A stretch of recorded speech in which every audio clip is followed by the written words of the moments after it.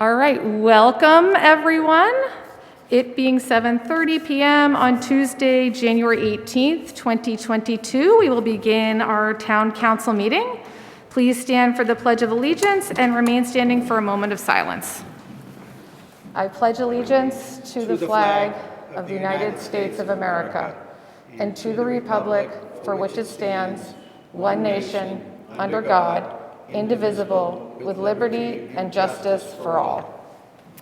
Can we please have a moment of silence for all those who serve in our military at home and abroad and for their families?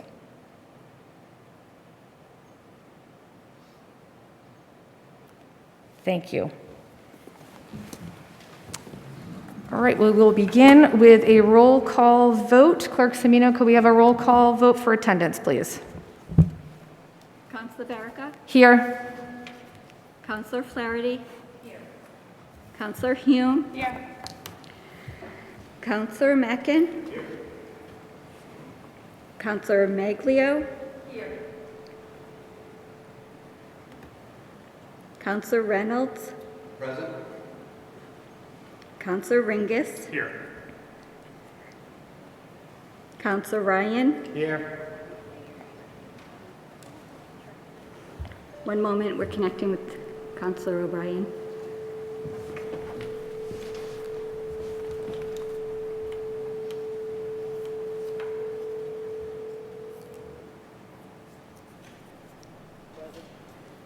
Councilor O'Brien is present. All present. Thank you. Thank you very much, Clerk Semino. We do have a council member who is participating remotely this evening. Councilor O'Brien is on the phone, so all votes will be by roll call. All right, so we will move on to announcements. 00122, Council President, Dr. Martin Luther King Day. Last Thursday, January 15th, was the town's Martin Luther King Jr. Citizen of the Year event, which honored Braintree resident Hank Joyce, whose lifetime of civic engagement truly exemplifies Dr. King's call to service. The town council presented Mr. Joyce with a commendation. I'll read that again. That read, Mr. Henry Hank Joyce is recognized by the Braintree Town Council as a 2022 Dr. Martin Luther King Jr. Citizen of the Year honoree. Your service as a counselor from 2008 to 2014 and as a leader and volunteer for decades has truly made a difference in the lives of Braintree residents. So again, I want to thank Mr. Joyce for all of his efforts that he has done and continues to do for the residents of Braintree. Okay, and the next announcement is 00222, Council President, the 2022-2023 committee assignments. First, I want to sincerely thank my colleagues in advance for their service on the council committees. For residents watching, the committee work, it's no small task. It is where a lot of questions are asked and answered, where research is done on the topics under discussion, and where the debates really take place, so that when the motions come before the full council, it is with a well-vetted recommendation. So for the 2022-2023 legislative term, the committee assignments are as follows. Ways and Means will be chaired by Councilor Reynolds. Vice Chair is Councilor Flaherty. Members are Councilor Mackin and Councilor Maglio. Ordinance and Rules Committee Chair is Councilor Ringus. Vice Chair, Councilor Hume. Committee members, Councilor Flaherty and Councilor Ryan. Public Safety Committee Chair, Councilor Hume. Vice Chair, Councilor Maglio, and Committee Member, Councilor Ringus. Public Works Committee Chair, Councilor Ryan. Vice Chair, Councilor Flaherty. Committee Member, Councilor Mackin. Elder Affairs and Veterans Services. Committee Chair is Councilor Mackin, Vice Chair Councilor Reynolds, and Committee Member Councilor O'Brien. Parks and Recreation, Committee Chair Councilor Mackin, Vice Chair Councilor Maglio, Committee Member Councilor Hume. Education and Library Committee Chair is Councilor Hume, Vice Chair Councilor Ringus, Committee Member Councilor O'Brien. Personnel Committee, Committee Chair is Councilor Ryan. Vice Chair is Councilor Ringus. Committee Member, Councilor O'Brien. Community Planning Committee Chair is Councilor Maglio. Vice Chair, Councilor O'Brien, and Committee Member, Councilor Reynolds. Traffic and Safety Committee would be chaired by Councilor Ringus, Vice Chair, Councilor Hume, and Committee Member, Councilor Ryan.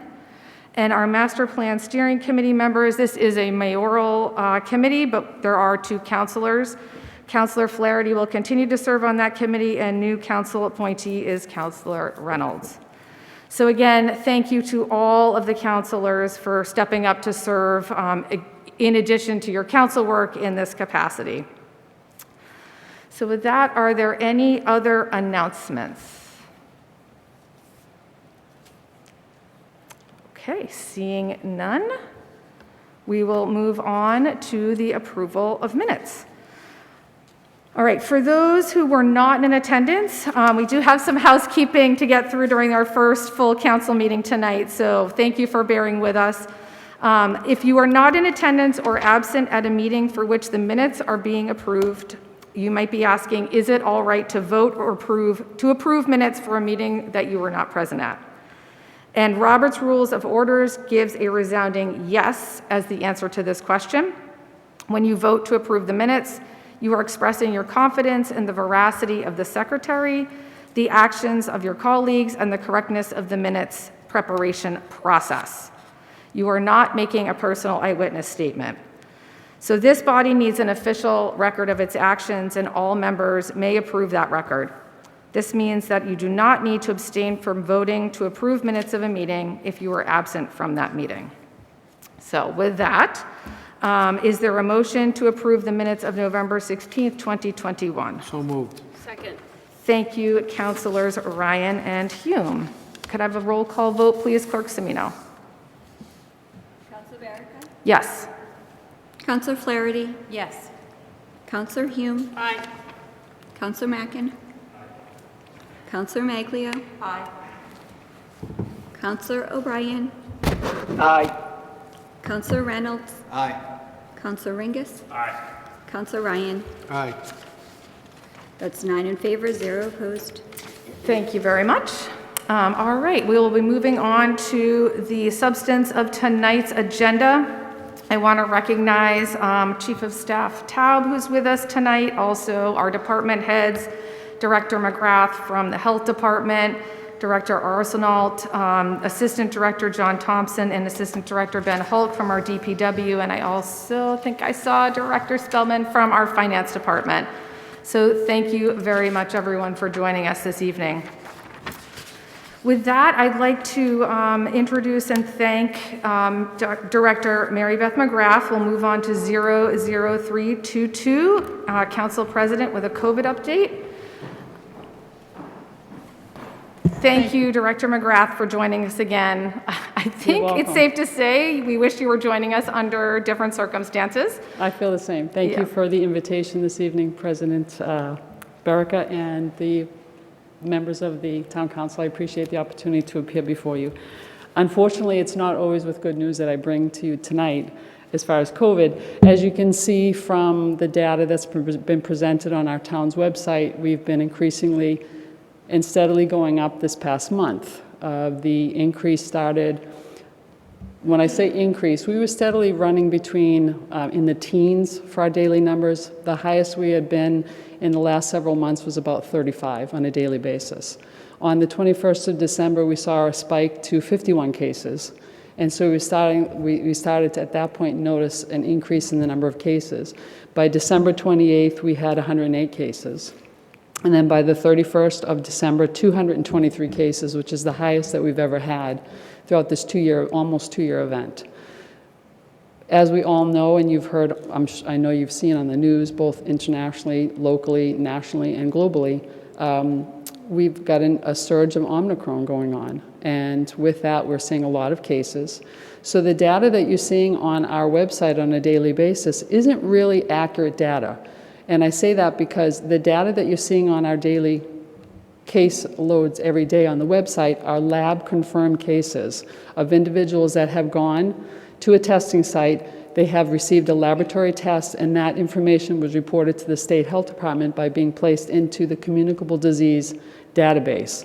This number does not reflect the home tests that are being performed, which there is no requirement for those to be reported, nor is there any mechanism for them to be reported into that communicable disease database. So the numbers that we're reporting are just those that are laboratory confirmed. Based on the information that we're receiving and calls that we're receiving on a daily basis, that number is much larger for individuals that are testing positive through a home test kit. So unfortunately, what I can say is that we need to presume that we could be positive or that we could have been exposed to someone that's positive. So that's kind of the mindset, unfortunately, we're at this point. And we're on a daily basis, we're speaking with clients that are calling. We're working directly with the school department when I say daily basis, it's 7 days a week. We continue to work with our daycare facilities as well as long-term care facilities and assisted living facilities on a routine basis regarding contact tracing. The remainder of cases that are coming in, we simply do not have the staff to continue to contact trace, and the state has also supported that and stopped doing that in December.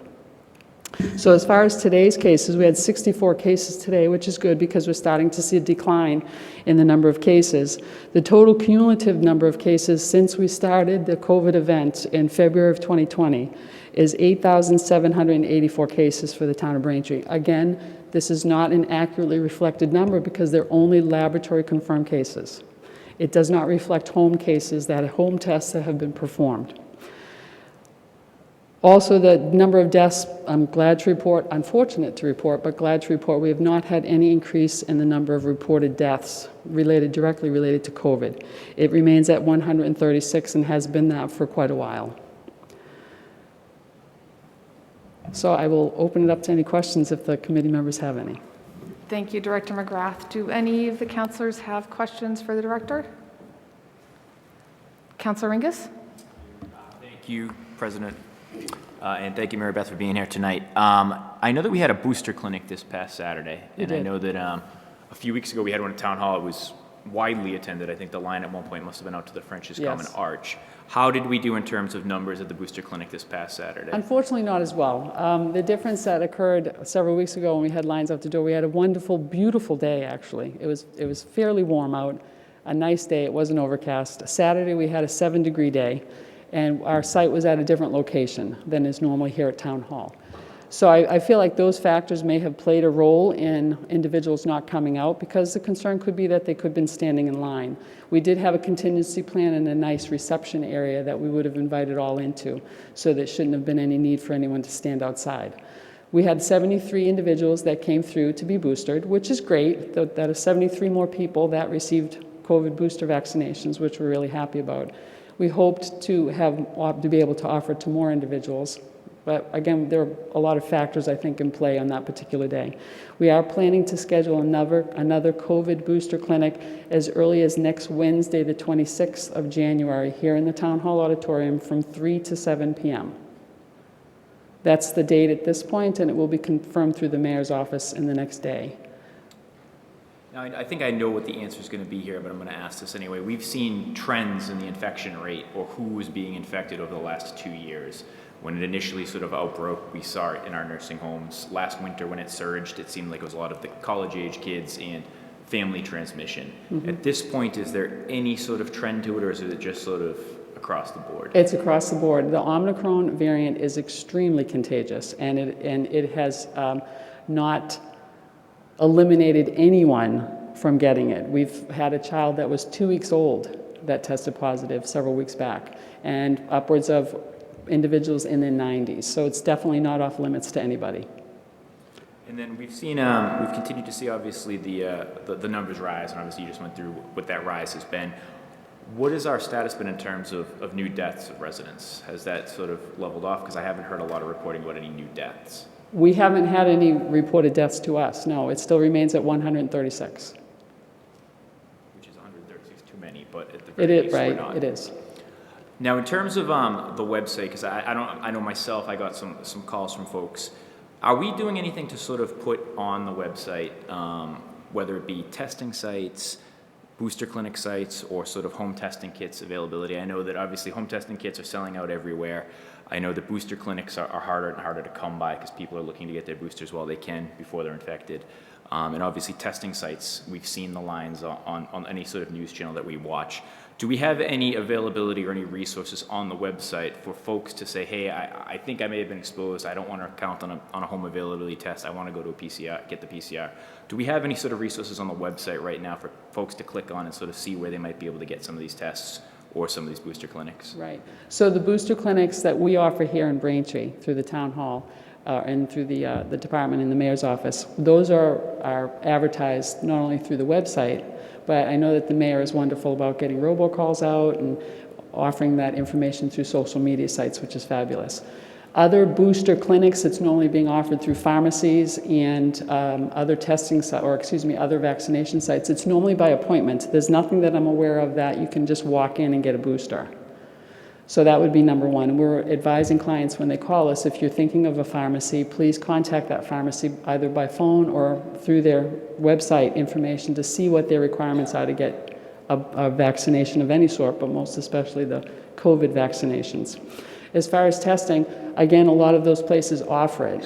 Pharmacies, minute clinics, health centers, they're all by appointment. So they'd have to contact those sites, which is the information we're relaying to clients when they contact us. The state most recently has staged up some locations, Fenway Park being one of them. I know that there's some locations in Boston that they just staged up very recently. I think that there was one that actually opened today. So that information I can forward over to Stephen. As we receive it, we forward it over to the mayor's office so that they can get it up on the website. And what was the third question? I'm sorry. If I may just jump in on that, Director McGrath. I believe, Councilor Ringus, in the last update that the mayor posted for the upcoming booster clinics, there were links to the state's page. They have a find a vaccination page and find a test site page that you should be able to link to directly from that announcement. And if it's not on the website, I'll make sure it will be. But I do believe that that has gone out in the last couple of weeks for residents to access through the site. And then I think just the last question, Mary Beth, so thank you for all the information you're providing. In terms of some of the CDC, obviously, over the last couple of weeks has continued to update how long you have to quarantine, when you have to quarantine. Yes. And there was a couple weeks ago, there was a change, then another change almost immediately. Yes. And then obviously DPH didn't immediately put that into play. So I think there was a lot of confusion from employees, from employers, and we still have a lot of small businesses that are sort of struggling with the fact that they're just getting employees back. And now they have all these employees going out, and there's a lot of concern about making sure folks are quarantining in the right amount of time. Yes. And I wanted to give a shout out, Steve Leary in the mayor's office. They did get that right up on the website, I think, when I had spoken to the mayor of when there was that change occurred. Right. But are we continuing to monitor updates from the CDC and DPH and putting those up on the website as they become available as well? I can guarantee you that's happening. Okay. As I've said from day one from this event, almost 2 years ago, this is an extremely fluid situation, so the requirements change all the time. On December 27th, we were notified that the CDC had approved changes to the isolation and quarantine requirements. That does not automatically mean that the local cities and towns in the Commonwealth of Massachusetts immediately follow those requirements. And the reason for that is because the state health department has to align with those CDC requirements, and until they do so, we take our lead from the state health department. That came down latter part of December 28th in the late evening into the first part of the 29th. So by the 29th, we had converted over to the change in the isolation and quarantine requirements, and that's what we were speaking with all of our residents and businesses about as they were calling us, and they continue to call. It's a lot of information. It's extremely confusing. So we try and put it in as simplified a fashion as we can, starting with individuals that have tested positive and getting the information and relaying what they need to do, and then moving on to anyone that could have been exposed to that positive case. So it's nice to be able to talk to someone individually because it's a lot easier for them to understand when we're breaking it down as simply as we are, because it is confusing. And thank you for the work you've done again. I know it's a lot coming at you. There's a lot of obviously changes that are occurring, so I appreciate the work that you're putting in. I appreciate the work that the mayor's office has done in sort of pushing some of this stuff out there, and that's the only suggestion I would have would be to continue to push that out so residents are aware when there are changes occurring. So right. Thank you. Right. And we're happy to continue to take calls and emails from any clients that would like to reach out to us so that we can help them. Thanks. Thank you, Councilor Ringus. Councilor Ryan? Thank you, Madam President. Just wanted to say that the Massachusetts Water Resources Authority, the MWRA, has monitoring equipment in their wastewater collection systems that is tributary to the treatment plants. And in December, they monitor for COVID, coronavirus. And in December, you could see an extremely sharp increase in the cases. And it's a very good indicator of what's actually going on in society as, you know, the wastewater from all the people, the 2.5 million people that live in the MWRA district. And it's on the MWRA's website. And it was a very sharp, drastic increase in December. Straight line going right up through the roof of the new cases. A good thing now is that it's on the downside now, and it's going down as quickly as it went up, it's going down. So hopefully we're going to see a break from this, from Corona and COVID, and everybody should stay safe and do everything that you're recommending. But I just wanted to pass on a little bit of good news. It seems like hopefully we're going to see better times within the next couple of weeks, I would think. Thank you. Councilor Reynolds? Thank you, Madam Chair. Nice to see you, Director McGrath. It's been some time. You as well, Mr. Reynolds. 2 points of clarification very quickly. So this number you had quoted of 131 does that reflect the total deaths from the inception back in 2020? Correct. Okay, thank you very much. And then just, do you have a sense of the lag time when you had described how you know, the numbers we are counting are what have been confirmed by labs and what you receive? Between the actual time a person is tested in a lab and the time that you actually see those numbers reflected on the town's Yes. count. So when an individual is tested for coronavirus, they go to a testing site. That laboratory then sends the information up to the State Health Department. The State Health Department has to get it into that communicable disease database, and then it is sent down to the city or town in which the individual lives. So it really depends upon the time frame that the lab gets it to the State Health Department and they get it into the system. It's usually fairly quickly, within a matter of a few days. I will tell you, towards the latter part of December, early January, when the numbers were very, very high, I know that the labs were delayed in getting stuff to the state because there were so many people that were trying to test. And then, therefore, the state getting it back into the database. So we were seeing some lags there, but generally we see a turnaround within maybe 2 to 3 days tops. That does help as far as the confidence level and if the reflection of those numbers are accurate. So thank you. You're welcome. Councilor Hugh? Thank you, Madam President. Director McGrath, nice to see you. You as Thought well. we would be all through this by now. I just want to add one thing that I believe just came out with the federal government. I know COVID tests, especially the at-home ones, were in short supply, but every household can get up to 4 free tests if you go to COVID tests. That's a plural. So COVID, TESTS.gov. You just go in there, register, and each household can get up to free 4 tests, and they are usually delivered within 7 to 12 days. So that's something that just came out this week for anybody at home looking to have some tests at home, because I know that was an issue recently. They can stay at home, especially if they're not feeling well, and test and get results within 20 minutes. Correct. And as has been reported, effective the 15th of January, I believe it was, the federal government is requiring insurance companies to pay for COVID test kits, the home test kits. So it's my understanding that individuals get their receipt and then they can resubmit back to their insurance companies effective January 15th. Thank you, Director McGrath. Councilor Flaherty? You. So I understand what you're saying, that the number of cases that are reported is far lower than the number of actual cases, because what gets reported is only what comes to us through laboratory test results. So I'm wondering if there's a metric that's being used as kind of a rule of thumb to estimate to what extent the actual number of cases really is. Is it a percentage? Is it, a plus 100, you know? There's nothing that I'm aware of, nor am I aware of anything at the state level that they're tracking any type of information like that, because I don't know that there's any way to do that. Okay, thank you. Councillor Maglio? Hello. Thank you. So a couple of questions. First, just to clarify, did you say it was 136 deaths or 131? 136, 136. 136, okay. You mentioned that the contact tracing stopped in December?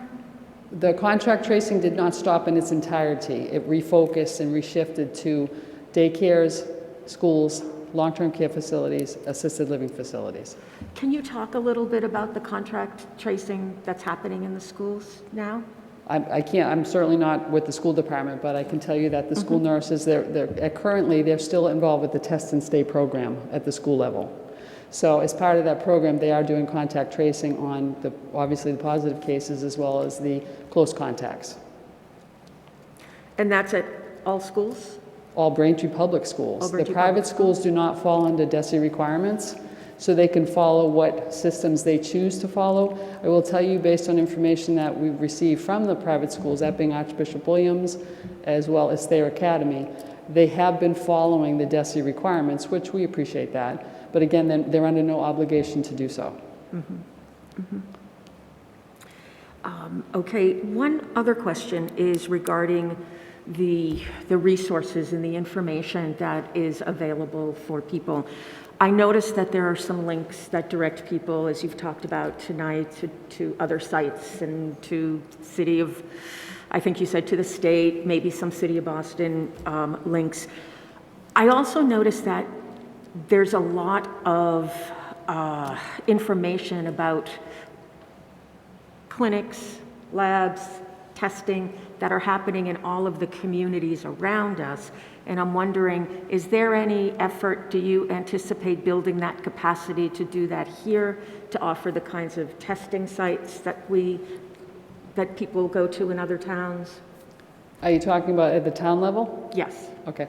I know that Mayor Koukouris has considered that throughout this event, and it's not something that has, he has considered it. It's not something that's come to fruition. It involves a lot. I mean, you need a large testing location, which we do have properties here in Braintree, but most of them are in operation at least 5 to possibly 7 days a week. There is a private testing location at the Social Plaza that's offered through early education and childcare, and that would be for individuals who have children in daycare settings, as well as any family members and staff of a facility that they can go and be tested. As well, the local pharmacies and minute clinics, health clinics are offering COVID testing. It's normally by appointment. If they are for example, Harvard Pilgrim down the street from us, Harvard Vanguard, you need to be a client of that practice, obviously, to be tested through them, but they do have a testing program as well. But at the town level, at present, we don't have a testing site. Again, that's something that I know the mayor has always been thinking about, but again, it involves an awful lot. It's through approval through the state health department. You have to have an approved site. He has reached out to the state as well to see if that would be an opportunity. At this point, I'm not really sure what the status is, if that's still being considered. Okay. I do know that I've heard from a lot of people in my community that are talking about that it is difficult to get a test. I would agree with that. And so to be able to offer that resource right here in town would be very helpful for a lot of folks. I guess my last question is with regard to messaging and safety, and with the issue of masks. So it seems like there is something that is inconsistent around wearing masks in town buildings, wearing masks. Some of us here are wearing them. It does promote the safety of people around you, and it's something that could be really helpful if it was implemented in town buildings, so that those who have health risks, are vulnerable in some way, that they could feel safe coming in to pay their bill, to meet with someone, to do their business with the town. What kind of thought has been given toward that, knowing that there are actually some departments that are, even in the health department, there's some guidance around having to wear masks on inspections. So how do we navigate through that? What is that bottom line piece of guidance that dictates when to wear a mask, when not to? Certainly. So at present, through the Commonwealth of Massachusetts, there is a face covering advisory in place through the governor's office. Each city and town can take it upon themselves through their executive branch to make a decision what they'd like to do as far as face masks. The town of Braintree is following the governor's advisory that advises individuals to consider wearing face masks. As far as individuals at a department level, that's entirely up to the department staff whether they choose to wear a face covering or not. I personally choose to wear a face covering. That's my choice. I would encourage anyone coming into the building that if they want to wear a face covering, they certainly are welcome to do so, and I would not be stopped from wearing one. But at present, there is no mandatory requirement for face coverings. As far as inspections and my staff, again, if they choose to wear a face covering going into an inspection, that I certainly don't discourage them from doing that, but it's not a mandate. So that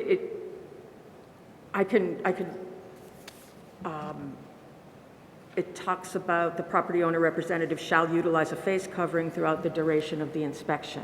Those are previous requirements. If those are still on the website, then they'll be removed effective tomorrow. Yeah, that was in December 2020. Yeah, those were implemented well over a year ago when this, when COVID was, in its full active state. And we still are seeing surges, but at present, and you must remember there was a face covering mandate in place at that time. At present, there is not. So certainly that will be updated tomorrow, but there is an advisory in place. And I also heard at another meeting that you came to present at that there is a school nurse, a public health nurse that has been hired. Yes. Will that person be involved in setting public health policy for the town and take those kinds of issues under advisement? Well, that individual will be involved in offering recommendations such as I do with the mayor. And, okay, all right. Thank you. Thank you, Councilor Maglio. Any other councilors have questions for Director McGrath? Thank you, Councilor Mackin. Go right ahead. I wasn't planning on speaking, but after talking mask mandates, then I'll join in. So, the symptoms of this Omicron variant, they're being described as relatively mild. In fact, it's essentially the common cold. Now, while they do spread more, as far as my whole life, I've known winter to be cold season, people get colds. So is it really extremely alarming and we're going back to mandates that people are getting colds during cold season? Well, unfortunately, as I've said from day one with this event, the symptoms of COVID so closely mimic so many other illnesses that it's oftentimes very difficult to determine whether or not it's COVID or it could be a common cold. But we have to err on the side of caution and presume that it could be COVID if an individual hasn't been tested. And that's what we would continue to do, again, because the symptoms so closely mimic COVID. Understood. Now, on the note of, we had, the school nurses are still doing a lot of testing, but I believe it's gotten to the point, one of the Braintree school nurses has actually written a note to DESE that that's all they're doing and it's counterproductive. It's not accomplishing much. And in response to Councilor Maglio's question about mandates, I think the time for mandates is past. People know the risk of COVID. It's up to them to decide for themselves if they feel they are at risk. There are options available to safeguard themselves, and it's their responsibility to take it. And if people choose not to, then that's their choice as well. So I think any sort of mask mandate would have to be either implemented by the mayor or voted on by the council. And that's not really a question for you. That's more of a statement. But anyway, that's it. Thank you, Councilor Mackin. Anybody else? All right. Thank you, Director McGrath. Thank you to my colleagues for the thoughtful questions and discussion, and really appreciate your time and everything your staff is been doing over, my gosh, I can't believe it's been 2 years. So thank you. Thank you again for being here tonight. You're welcome. Thank you. All right. Moving on to our next item is 00422. Council President, Department of Public Works. And we have a presentation. If members who are, or residents who are here tonight, feel free to move so you can see, if you can't see the screen. And thank you, Director Jim Arsenault from the DPW. And I know Assistant Director John Thompson and Assistant Director Ben Hulk are also with you tonight. So you guys are busy. We'll let you take it away. Councilor Ryan, did you have something? Thank you, Madam President. So the DPW Director, Mr. Arsenault, comes before the DPW subcommittee, which is comprised of myself, Councilor Mackin, and Councilor Flaherty. And on many occasions, some occasions was that we've asked Jim if he could maybe come to the full council and give everyone an update that not only the full council could receive, but also folks at home could get an update on what our DPW does. Our DPW staff are first responders. We think of first responders as police officers and firefighters, and rightfully so. In Braintree, we're very lucky with our first responders, but the DPW department as well are first responders for us, especially this time of year when it snows out and the coordinating snow removal throughout the town.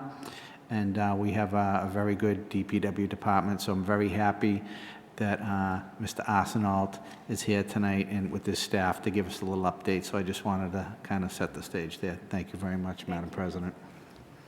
Go right ahead, Director Arsenault.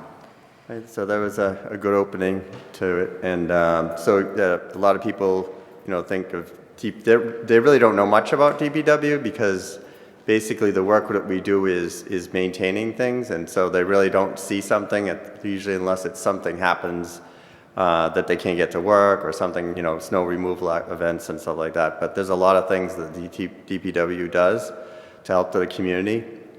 And we're going to try to walk through some of the things that we're doing now and kind of give you a status of what where we're going and what's happening right now. And then happy to take any questions as they come along. So this is the TPW building we have. It's been painted a little differently, but it's kind of the same idea. It's an older building, and we're looking at opportunities to someday, make a change. But for now, this is where the main center operates. All the highway guys and grounds and a number of other individuals. So I'll just walk through it.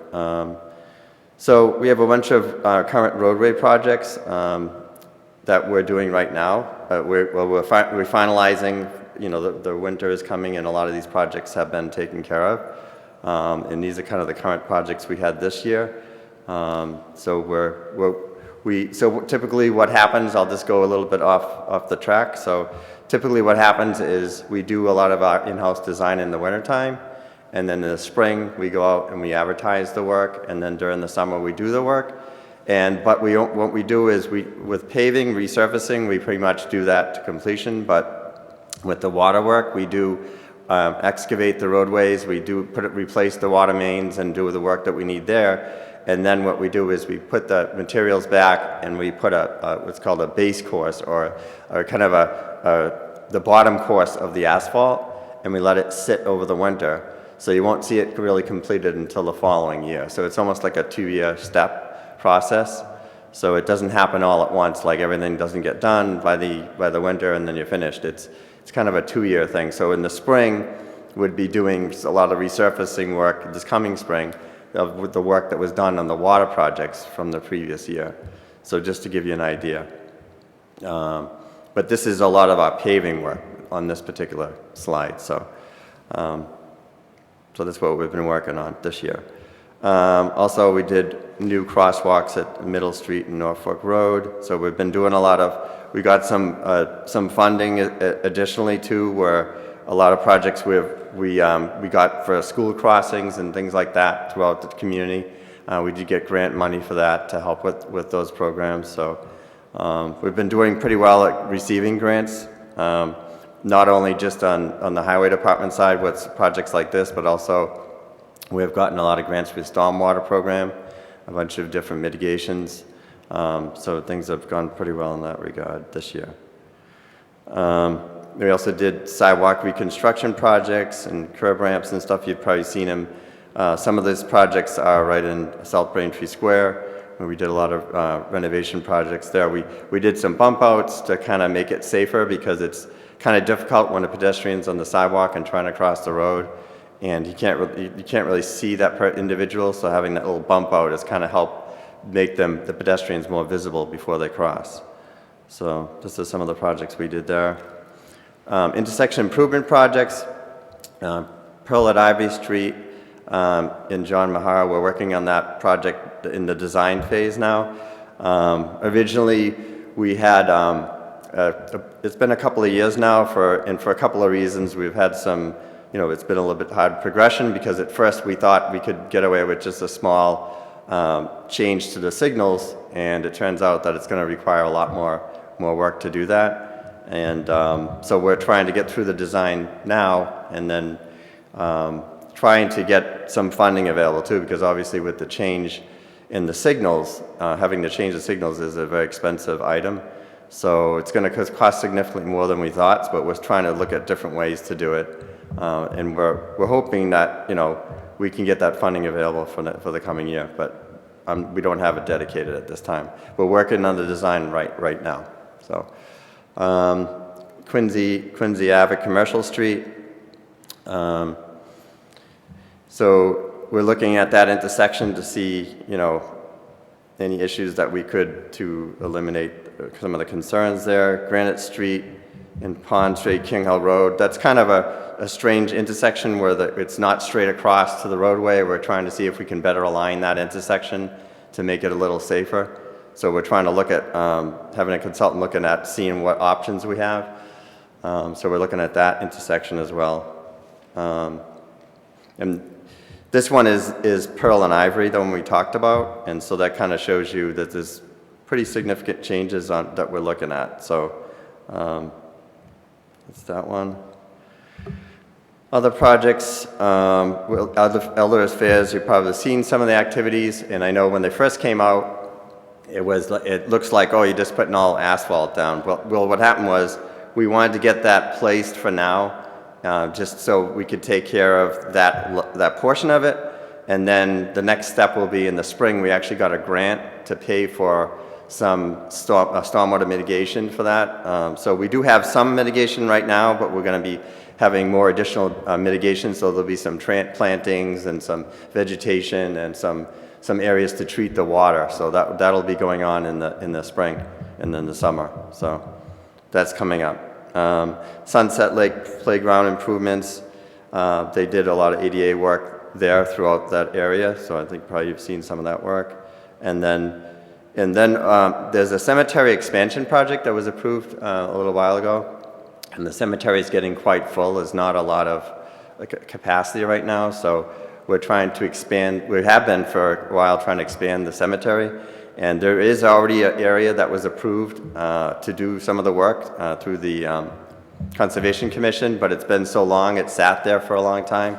And so they're trying to bring that back. So we're designing it right now, trying to finalize some. We had already met with the Concom and they suggested some changes, and so we're trying to work through that and get that process. So, and we'd like to make it a signature project right now, make it so it's a little more accessible and a little more, obviously up to date and more modern. So we're trying to take care of that project as well. We're working on it as we speak for the design. And this shows you the Elder Affairs and at least like I say, initial work on it. And here's some of the improvements for the Sunset Lake Park area.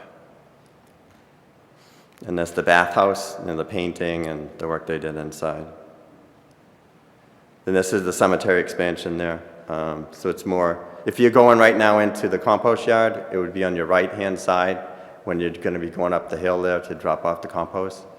And so it'll be on the right-hand side, that area in there. It's actually high elevation. The wetlands are near it, but it's actually above most of it's, I mean, just about all of it's out of, that particular area is out of the wetlands, so. We have a number of other projects. We have Allen Street Reconstruction. That project's been worked on for a little while. It's right now where one of the lots that the town's going to be, working with a developer to improve. It turns out that there's a little bit more work than we thought on that project too, because of the retaining walls are in pretty bad shape. Now the developer will probably be doing his portion of the retaining walls, but the cost went up quite a bit from that. So we are trying to look for some additional funding for that, and we've been working with the development to see if they can provide some funding as well. So we're working on that. We're also doing a signal inventory. So we had a company go out to all the different signals throughout town and see what improvements might be able to be made. Some of them are quite simple, just some wiring changes, or maybe a push button should be replaced or changed.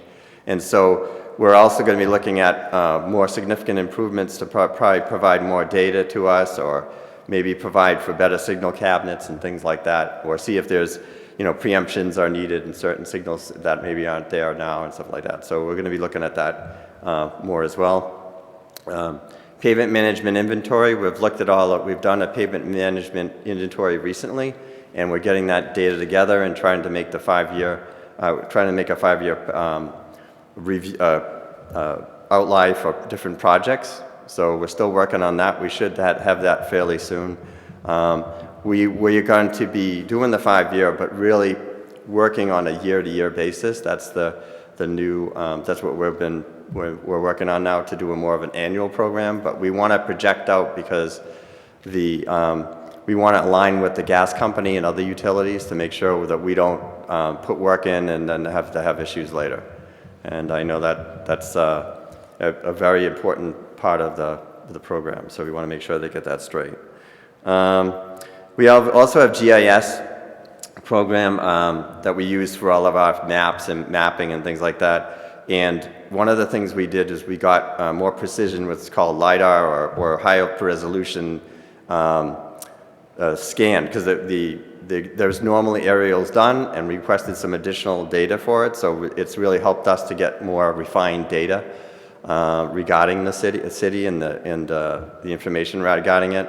Then it helps us in a lot of regards with when we create maps and plans, and for anybody who wants to use it. So that's some of the things that we're doing within engineering as well. And water and sewer projects, we have we're still we're just about closing out the 2020 projects, because I said that's like a 2-year program, and then the 2021s are in process and should be completed by the spring. And then, well, not the spring, but once we get the resurfacing and all, probably by the summer. And then we have AMI, when AMI is advanced metering infrastructure. So that's what happened. What's going to be able to do is the meters are going to be able to tell us in real time what's going on with the water. So that helps us a lot, because a lot of times what we do is we look at what the reads are, and if we see a jump on a quarter, we only do them quarterly right now. So in a particular billing cycle, we would say, oh, okay, your water usage has gone up, you might want to check it. But that could be 3 months out. So that person has had high water usage for 3 months. So now with AMI, we're able to get that information on basically a daily basis. And we can get that data then within a day or two and say, hey, you got a problem. We send it out to the residents and let them know there's a concern rather quickly. So with our conversion to Munis and all that, we're working on incorporating it into that program too. So it should be helpful to get that going. So, and then we also there's a tri-town treatment plant that's been in process for God knows how many years, well before I was here. But so that's coming. That's about almost 100% design now. They're already looking at some of the bids that they have to do. They're starting to get those together to go out. They've already got some of the larger equipment that they have to pre-advertise and bid. They've already done that. And they're looking at trying to get the project going by around May or June or somewhere in that time frame. And then the construction would probably be in September when they would actually physically stop breaking ground and stuff like that. And it's about a 2-year process. So typically, you know, they say, you know, they always say 2 years or so, or they give you a timeline, but it's always a little longer than that. So it's probably about 2.5 years or so out from then. But it'll be a great, you know, it'll be a really a nice project with, you know, 2 other communities involved and providing really, you know, top-notch, you know, treatment center with all of the things that we need, you know, remote access to information and all that stuff. So it should be an excellent, you know, it should be great for the community. So.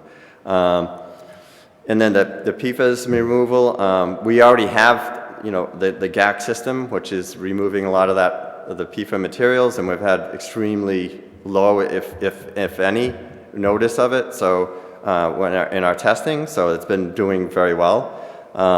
And then the new treatment plant is going to have a similar process with the GAC system, so there'll be treatment for that through that system for the new, but it will be. Obviously, it'll be much more modern equipment than we have now. The plant itself is, you know, parts of it are very, very old. So it'll be good to have, you know, have more modern equipment and a better system. A current, you know, much. The system will be more functional.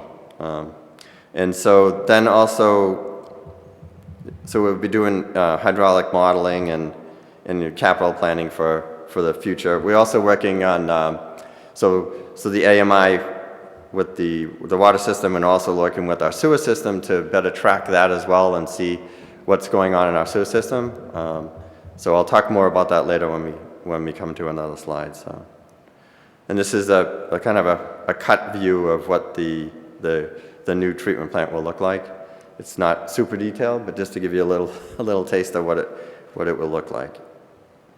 And the sewer projects, it's the So we're doing a lot of we're doing different things right now to make sure that we're trying to reduce as much as possible the issues we have with flow during large rain events. And so from the MWRA's point, they want to make sure that we try to reduce the flow as much as is possible, and they have a great program where they give funding to the communities. So a portion of the funding is actually grant, and then there's a portion that's it's a loan. So we're able to take advantage, and we have been taking advantage for many years for that program.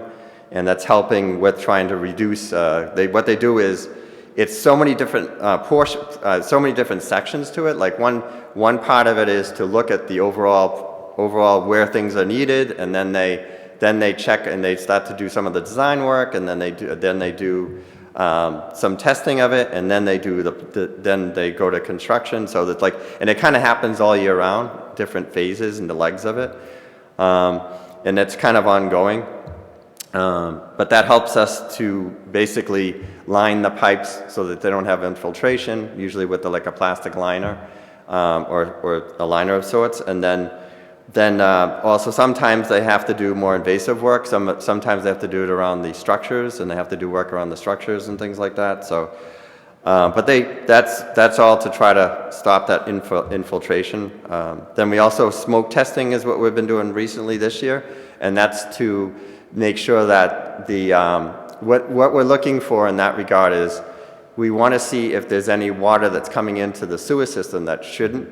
Like say there's a drain pipe that's now connected to say a catch basin. I mean from a catch basin, say, to a sewer pipe, and now that would add a lot of additional flow. Or it could be someone's basement has a sump pump that's just pumping water out and pushing it into the sewer line, and so that will cause a lot of issues, and not to mention cost, for the community, because it also costs a lot of money for having that treatment go into the system. So, but it also exacerbates the MWRA's flow and treatment ability they have to treat. So, the Howard Street pump station is just about finished. We just have some minor punch list items to take care of, but it's a new pump station that we have right on the Quincy border. So. it's right on Quincy Ave, right at the border. Not on Quincy Ave, but right there, out there. So, Brookside Pump Station, that's a new one that's kind of in the landing area, and they're looking at replacing that one. It's kind of an old system. We're trying to. It's in the design now. It's not really. It'll probably be another year or two before it goes to the construction. Commerce Ave Pump Station. That's right now. It's a pump station, and we're looking at the feasibility of making it a gravity system. If it's a pump station, it's very expensive to maintain, and from time to time you have failures and issues with discharges. So we're trying to look at making it a gravity system. So we've been trying to work to see if it's feasible or not. So at this time, and then the SCADA system is upgrades at the town's pumping stations, as I mentioned earlier, and so. It's basically to be able to track the systems, see what's going on with the sewer systems, and give us a lot more better data of what's going on. So, so we're very pleased that we are moving forward at this time. So this is some projects that we were working on, water main work at Commercial Street, and this Howard Street Pump Station, the renovation. It's just about finalized in this picture. It didn't look as nice before. Kind of hard to read, but there's a number of stormwater projects we have. So we've been looking at staffing. We were selected to have an audit by the EPA, so that was lovely. And so, so they came down and they looked at everything. They went top to bottom. They went, out in the field and looked at all the notes and everything, and then they checked out our facilities like the DPW building and all that. And so, they obviously, they find some things and they try to, they send the information, and we responded to them and gave them all the information they needed. And so we've been working with them, and it's been going pretty well. But they did, there has been, we've been constantly trying to provide information. They asked for more information. We've been supplying that information. And so it's really good to have the stormwater program, because had we not had a stormwater program, it would have been extremely difficult to comply with all of these requirements and information. And it's helped a great bit, because also if we had to hire a consultant or whatever, it could cost tremendous amounts of money, because they are, they really, there's a lot of things, the information they ask for, it's a lot of a process that they, you have to also do things. You have to implement programs and policies. So you have to have people out there on a regular basis looking at each site. You have to have regular outreach programs. You have to have, all these things that are unfunded mandates, basically. But they have to be taken care of. So it's really been helpful to have the stormwater program to be able to take care of this. And it's been going very well. We've been, receptive to anything they came and information they've asked us for. We've been able to respond and give them that information, and to look into programs and trying to work to mitigate their concerns. So, we have to. So the stormwater program is based on 3 different things. It's basically it's to make sure that the water quality of the water going through the community is maintained at a certain level. There are some what's called TMDLs, or it's basically contaminants within the water system. And so in our particular case, it's fecal coliform. And so there's different, each community has different concerns that they have to treat. And so that's one of our, that's one of our items that we have to look at in regard to concerns. And so this has helped us to, track that. And there's a numerous amount of different things you have to do. You have to have a whole grid of the whole community with the drainage systems and stuff. So it's been helpful to have this. And then catch basin cleaning has to be maintained on a regular basis, which we have in the past, but we haven't had the dedicated resources to really focus on it and do it in a regular cycle. And so this has helped us. We've done the street sweeping very well. That's been excellent. But the catch basin cleaning has been a little bit, needed to be done on a more regular basis, and so we've been doing that. Then the permit, the regular permit, most of that is about outreach and programs, trying to get outreach programs going. So we've been great with that. We've always submitted the permits on time and done what we're supposed to be doing. So that's gone well. There's also green infrastructure programs that we've been working with, trying to get, and a lot of outreach and grants for green infrastructure and all that too. So, So this is just a, an old pipe on a little spill, like draining out. And this is some of the before and after. It's kind of just like a wooded area, and then we cleaned it out so at least the basin could drain properly. And then the other one, you can see, it doesn't look, it looks a little brown right now, but we'd seed it and all that and make sure it grows in properly. But we've really tried to improve it. And the way stormwater has gone in the years, it used to be like you took the water and you shoved it out to the streams and riverways. But now what they want to do is take that water and treat it, and even have pre-treatment. So a pre-treatment is you want to have it go over like a grassy swale or something. It doesn't provide a lot of treatment, provides some. And then you want it to go into a basin or some type of containment where it has more chance to infiltrate and basically recharge the groundwater in the area that it was coming from versus just pushing it off into the ocean or to wherever it needs to go. So it's a lot more desire to have that treatment along the whole train out to where it finally discharges to. There's another outfall area. So it's kind of grown over and then it's grassed. I mean, it has to be grassed in, but it's kind of showing the improvement they made. Similar over here, it's kind of all vegetated in. It really wasn't working properly and they got a little bit cleaned up. Now, this is a lot of work done by Highway Department. Those maintenance items were highway, and they do have some older vehicles. So there are a lot of needs in the DPW. We've had a hard time.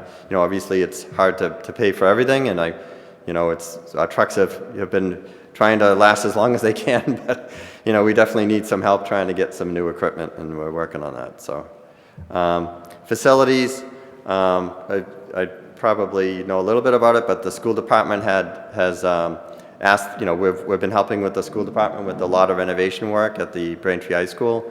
There's been a number of concerns there, and the staff have done a fantastic job in going in there and really improving a substantial, amount of work there, just stabilizing it. We're not there. The school department is the school department, but we're there to trying to help at least, bring it to a place where it's functioning, acceptably, So, but there's a lot more to do, and we'll be working to try to, as the need may arise, and the mayor wants us to help out, we'll do so. But we're obviously looking at a possibility of joining the facilities department, and we'll see what happens there. Still has to go before the school department, but so that's one of the things. Also, we worked with Guardian Energy Management Solutions. It's a Green Communities program, and so we've gotten some money for renovation work, and so we're trying to get some projects. We're putting some projects together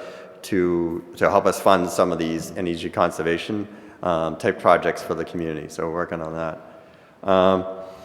The Eldridge School, we did a lot of renovation and asbestos abatement and stuff like that there, and other buildings. Sunset Lake restrooms, the renovations you saw the picture of, we've done some work there. Doherty Gym, I mean, it's a phenomenal job what they did there. It's I don't know if you saw it beforehand, but it wasn't pretty. So, and it's really been greatly improved, along with the American Legion building. I think that's just unbelievable. I don't know how they did it. And that was supposed to cost something like on the order of $2 million, and they did it for around $50,000. So, just unbelievable. They did it on their own. So, because basically, if we did work, it would be, there would have been triggers, and they would have had to basically redo the whole building. But we were able to do it in-house at a greatly reduced price. And then the Voltaire Library, where obviously we did some renovations in the front doors and things like that, and trying to help out a little bit. I know there's going to be a lot more renovations there in the future, but we did some work there.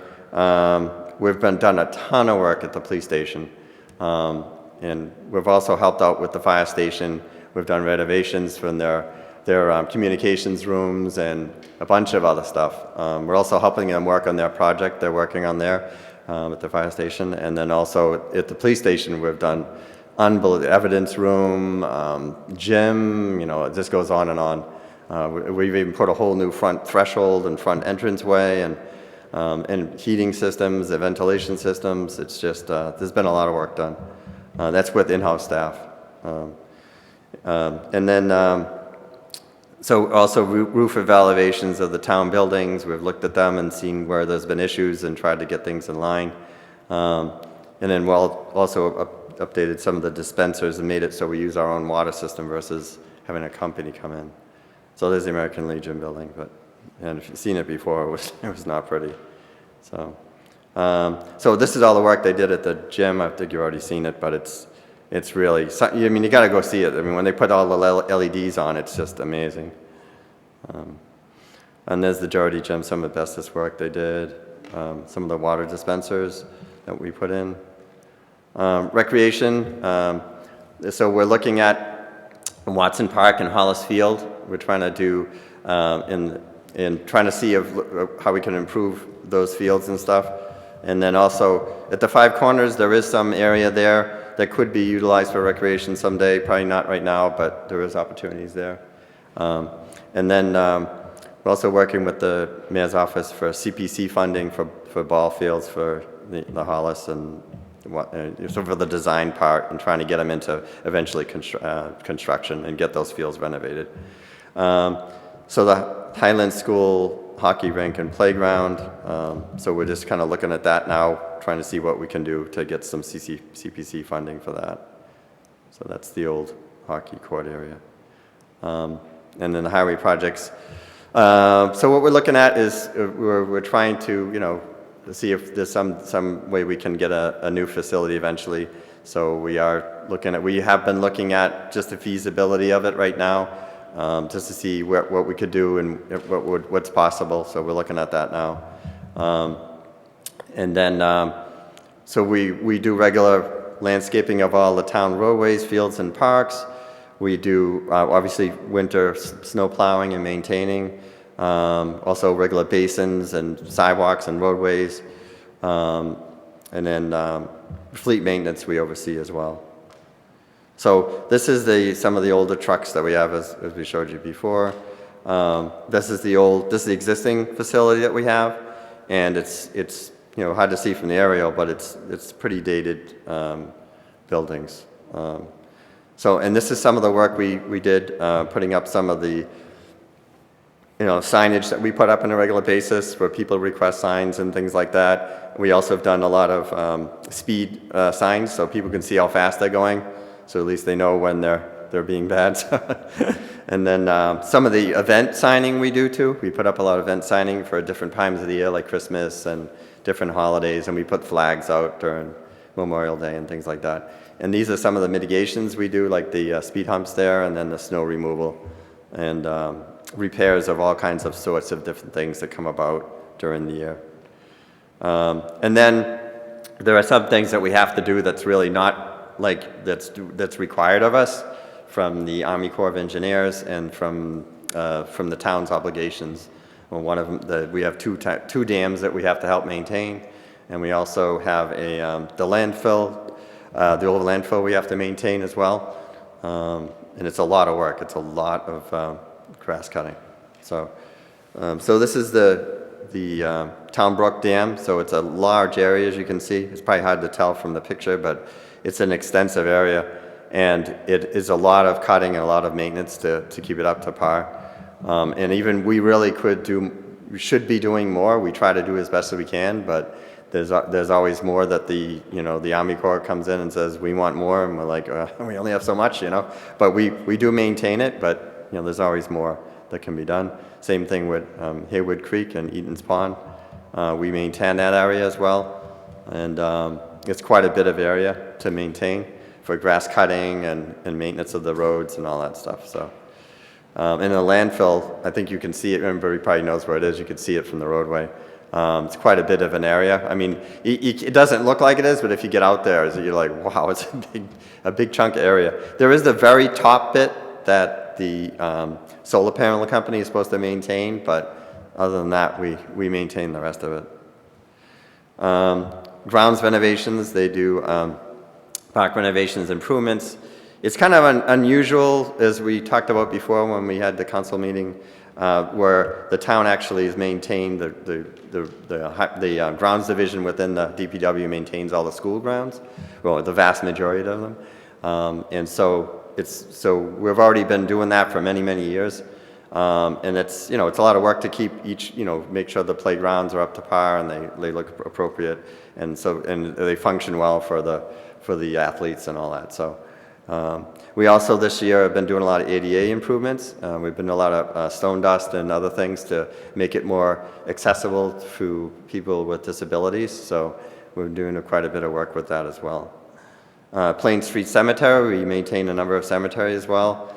The main one is Plain Street, and but there are several others. And obviously, you know, it's, you know, we really make sure that we could try to keep it as beautiful as we can, because it's, you know, to show respect and make sure we maintain them as well as we can. And that's a lot of work as well, and that's to our grounds division. So they not only do the school fields and all that, but they also maintain the cemeteries in a separate division of 2. Not a lot of people.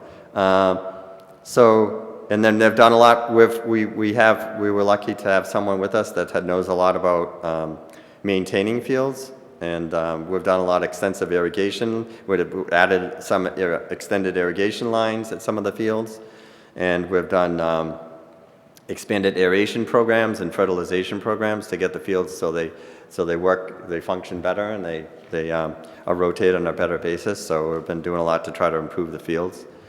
And along with trying to, like I mentioned, create some additional fields and renovation of some existing fields. Solid waste projects.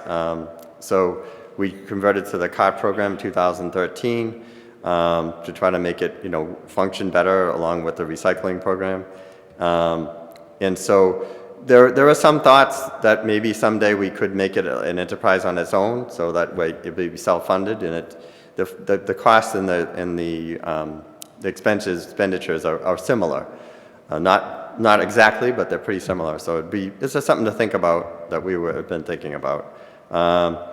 So right now, as far as recycling, the costs did come down for a while, so we've done pretty well. They're starting to go up a little bit again, so it's kind of like going to Vegas or something. Sometimes they go up and down, who knows? But right now it's starting to go up a little bit, but you know, Jeff Kuntz has done a fantastic job is trying to get the best bang for the buck over here in the town of Braintree for sure. He's done a great job at trying to keep costs down and trying to get us to function as more reasonably as he can. So, and right now we use Cavanta for town waste disposal, and Recycle America for recycling. Sunrise Scavengers, the one that does the pickup, curbside pickup, and they've been doing a pretty good job. In the past, we used to have some problems with them, but they've been pretty good in the past few years, so we're pretty happy with them. And then also we work with the transfer station and to keep that program going too. So we don't maintain it. I mean, it's the separate entity, but they, you know, whenever issues come up, they work with us on that. So. So the Ivy Street drop-off center is also part of that, with the where you come in and, you know, drop off some of your materials if you want to, and so that's, you know, that's an amenity for the community to have that. I think that's a great thing. Golf. So we've been, you know, they've had some old equipment. They're fortunate enough to get one vehicle this year, and they don't need a lot of vehicles, but they, you know, they have had the same vehicle for many years, and it wasn't working good, so that was good. They've been, obviously, as you know, with funding, they've been doing a great job at bringing in revenues and trying to make it function financially better. But they're also, they have had a lot of problems with flooding this year in July, so that's really hurt the revenues a lot. I mean, the bulk of their funding is still through golf itself, and it's been great revenue for the past year, but where it's raining straight for almost a whole month, that doesn't help things. So it's been kind of difficult with that for them, you know. But they also have inside opportunities with golf simulators, and they have in the wintertime, which they have now, and it's booked straight solid for a long period of time. So they have from early in the morning to late at night, they're doing the golf simulation. And then they also have the food and beverage and stuff like that too. So that's been going well. And they're looking at possibly in the future, thinking about trying to maybe expand a little bit more to provide a little bit more space and also the kitchen area to having a little bit more accessibility. It's kind of squished in there, so they're looking at the possibility of something in the future. Not right now. We know that everything's kind of tight, so, but in the future, that's something we were thinking of. And also, the irrigation system is very, very old. Really needs to be replaced. So eventually, someday, it's a lot of money, so they'll patch as long as they can. But eventually, we'll probably have to somehow, replace that system. So that's that. And there's the golf course and the cafeteria and all that. So and they do great functions, really, really fantastic functions. So that's about it. Have any questions? There's a lot out there. Thank you for that very thorough presentation, Director Arsenault, and to DPW Chair Ryan for helping to facilitate this. I know this probably got started last year. I would love to open it up to questions. Councillor Hume? Thank you, Madam President. Director Arsenault, thank you for being here, and thank you to Councilor Ryan for inviting you. This was last year, but I know too much on the agenda, so glad you're here. DPW is such an integral part of this community, and as you said, a lot of things people don't notice because they just get done and they happen, and we're lucky with all of our roads and our sidewalks and the infrastructure that we do have and the golf course. I just want to give kudos to DPW, to all the staff the last storm. Nobody clears roads like Braintree does. Our roads are always cleared in such a timely manner, and they're passable. A lot of communities can't say that, so great job to you and your staff. I have noticed all the ADA walkways through a lot of the parks, which is a huge improvement. I know that is something that's been needed and talked about for years, so I'm happy to see that. One of the things you talked about was the Allen Street project, the road, the infrastructure, and the new development. There are a lot of housing on that road that's only on-street parking. I know that is a concern. Is that something that's being talked about, and is that something that will still be available to the residents? Because that area over there, there's no options for some of these residents to have a driveway or parking. Their parking is on-street. So is that part of this discussion? Yeah, so you're talking about the houses that are actually on the road? Yeah. On both sides, too. Well, the plan was, what we were, when we originally went out, we met with the residents at that time, and we told them that we were going to make it we were considering a one-way, and they seemed receptive at that time to make it in a one-way. And that would provide definitely more space to be able to provide some parking for them, so that would definitely help. But we'll have to see. Right now it's still in design, and there's some, like I said, there's some issues with the structural components of the walls. So we need to look at that and see what we can do. We have a few, we have a few thoughts about something has to be done because it's obviously in bad shape right now. But we'll do some mitigation. But I think that we just need to make sure that we're able to address some of those retaining wall issues. And we have a couple of options, and we're looking at that. But yes, I guess the answer to your question is we will definitely consider that as one of the options to have the additional parking there. Okay, great, thank you. One of the other things I know during the commercial street construction, I spoke to you at one point, and this was not a DPW project, it was a private contractor. They shut off all the roads, not realizing it. All the signage kept circling residents around and around, so people had no idea how to get out. That was number one. Two, there was speeding through the neighborhood, and I know you addressed that, so thank you very much. I think one thing that can be improved when we do have private contractors is more communication out to the residents, and whether it be signage like, hey, if you have an issue, you can call DPW, and not to inundate your phone lines, because obviously you have work to do, but I got a lot of calls on this particular project because of the speeding. The other thing, this was, Ross is a unique situation. It's a walking school. There was a lot of heavy equipment on several mornings, and it's a walking school with elementary school kids walking to school. So I know there was a police officer on duty, but they're there directing traffic. So something in projects in the future, if we can think of something to do, maybe again, signage, a phone number, whatever, directing. But that particular contractor, Yeah, just, Could- if I may. Oh, So- absolutely. So we do send out letters prior to construction going on and also pretty close to when the work's going to start, and usually there is information in there. But, you know, I'm not opposed to having some type of signage, or or I can talk to my staff about how we could do something to give him more information, so that would be available for him. Yeah. In the letter, does it tell residents what's actually happening? Because a lot of people saw the road, how it was left, and thought, that's it, this is our road. And I'm like, no, no, no, this, like, you're gonna get a new road at the end of this. This is Yeah, it a might be good thing for your yeah. neighborhood, for the town, for all that. But people weren't aware of that. And I didn't get that letter, so I didn't know what the actual letter says. Is that something that's in there? Yeah, I don't think it tells them the whole process, so maybe more could be done to show them, you know, what the whole process is saying, that, hey, we're gonna do X, Y, and Z, and that might be, you know, an opportunity. I'm not sure, I don't think it says that detailed, so it's something we can look at, sure. Okay, and one more, if I can. In your presentation, you mentioned the Adopt a Drain. I know this is something Kelly Yeah. Phelan tried to get started years ago, and it was through Cub Scouts volunteers, Yeah. things like that. So you mentioned 25 residents and businesses can adopt a drain. Yeah. This is to keep people's drains clear, clean, all that. I think more people in the community should get involved, can get involved. Can you Yeah. give some information on how they do that? Yeah, so the Stormwater Program or Stormwater Division, you can contact them. I don't have their particular number right off the top of my head, but if you can call the Stormwater Division and ask them, they can give you all the information, and it should be online on the Stormwater website, Okay. on the page in the division. So, and they also have their own newsletter that goes out on a regular basis, so there's a lot to be involved with if they want to. The whole program, the big chunk of the stormwater program is supposed to be about outreach and people being involved and stuff, so they get more connected to it. Yeah. Because, I mean, really, it's their own drinking water supply and their own, you know, backyards that are going to be, you know, contaminated if we don't all help out. So, you know, so it's a good program to let people know what it's all about. I think when people realize what it's really there for, it's a good thing. So.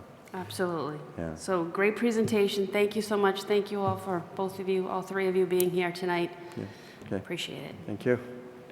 Thank you. Any other councilors? Councilor Maglio? I have a couple of questions. Thank you very Sure. much. This has been a really comprehensive and great presentation.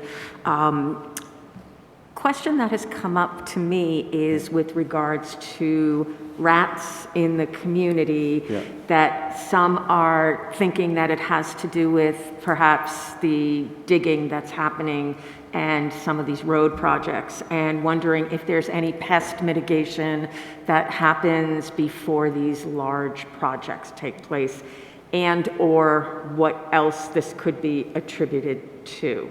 So, you know, I'm not a pest control expert, but I have owned some real estate, and I've dealt with them for a long time. So usually, when the animals don't have food supply, they go to where the food is. So my guess, I'm not an expert in it, is that during the pandemic, when all the restaurants shut down and stuff, they started looking for food elsewhere.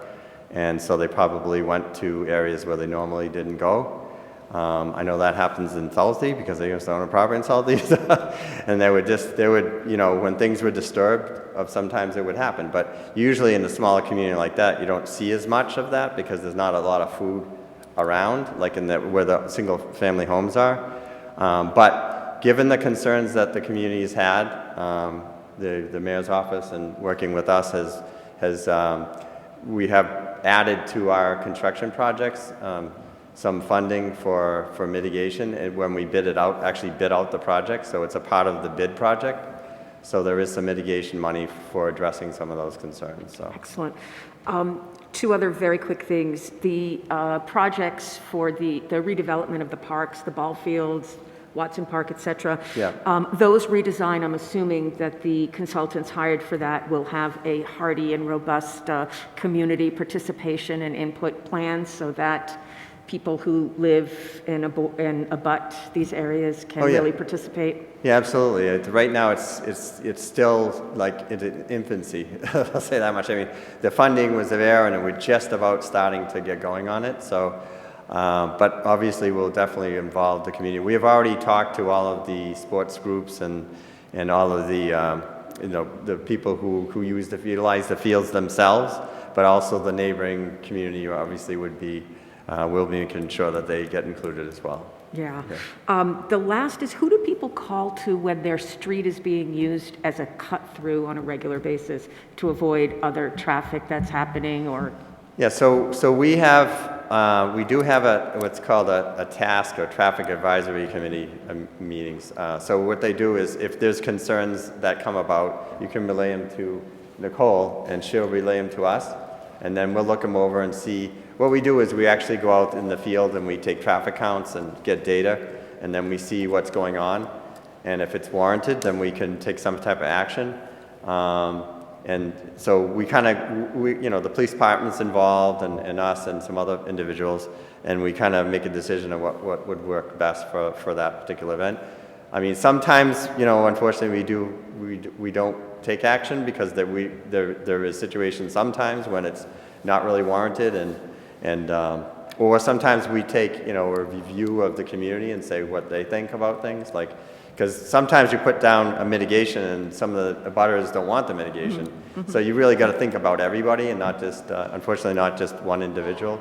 So we do look at the totality of it and try to make the best, you know, ask the right questions and see where we think we should go. So. Thank you very much. Okay. Leo. Councillor Fleury. Yeah. And thank you so much for the comprehensive report, really very extensive. And at the very beginning of that report, you talked about road pavements. Yes. And it sounds like you prioritize road pavement based on the needs of the water or the gas infrastructure that's underneath the road. Is that right? Yeah, so it's based on a lot of things.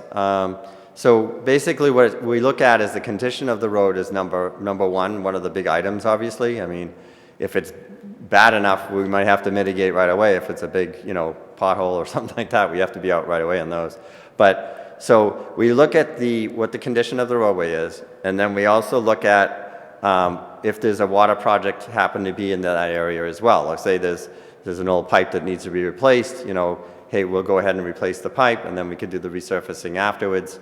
That's kind of the perfect storm if we can get one that has, you know, an old pipe that needs to be replaced and the resurfacing. But if it's not that, then we have to, there's a number of factors we look at as far as resurfacing and what type of resurfacing. So resurfacing isn't like, in the old days they used to do a lot of what's called mill and resurface. So they would cut into the asphalt and then they would put new asphalt down. But there's a lot of pavement methods that people are using these days. Some of it's called rejuvenation, so it kind of gives it a little bit more energy when it's new asphalt. We don't really do that too much, but we do some crack sealing for roads that have a lot, because you don't want water to get inside, and in the winter it kind of creates heaves and all that. So we do a lot of, we do some crack sealing, we do some micro paving, we do some mill and overlay, and so there's all kinds of different types of treatment we do on a regular basis. So we try to look at what works best for that particular roadway. You know, is it something, you know, in some rare circumstances, it could be a really bad concern on the road, and we would have to do full reconstruction, but that's something that we try to avoid as much as we can because it's very costly. So most of it's trying to seal it and preserve it, whether that's through microsurfacing or through mill and overlay or just a thin overlay or something like that. There's all combination of different types of treatment we can do. And some of the micro people, when we first put it down, are like, well, it doesn't look good, but it blends over time. Like it takes a hot season to really blend the emulsions in it into the roadway. And when it's a couple of years old, it starts to come together pretty good. But that's one of the options we have, and we try to look at all those different types of treatment methods and figure out what's appropriate for that area. And to answer your question, like what is the limiting factor is obviously it's money, you know. We try to save as much money as we can so we can repair as many roadways as we can. And so that's why we try to avoid the major reconstruction. We try to get it some of the more containment type projects where the, you know, crack sealing or micro paving and things like that. So I don't know if that answers your question. Oh, no, it goes a long way. Thank you. And also, so how do you prioritize which sidewalks you repave? And I'm asking this question because truthfully, this is one of the things that residents ask me the most about. Yeah. They have many concerns about cracks in the pavement that grass is growing through, pavement that's crumbling, pavement where there's divots or holes.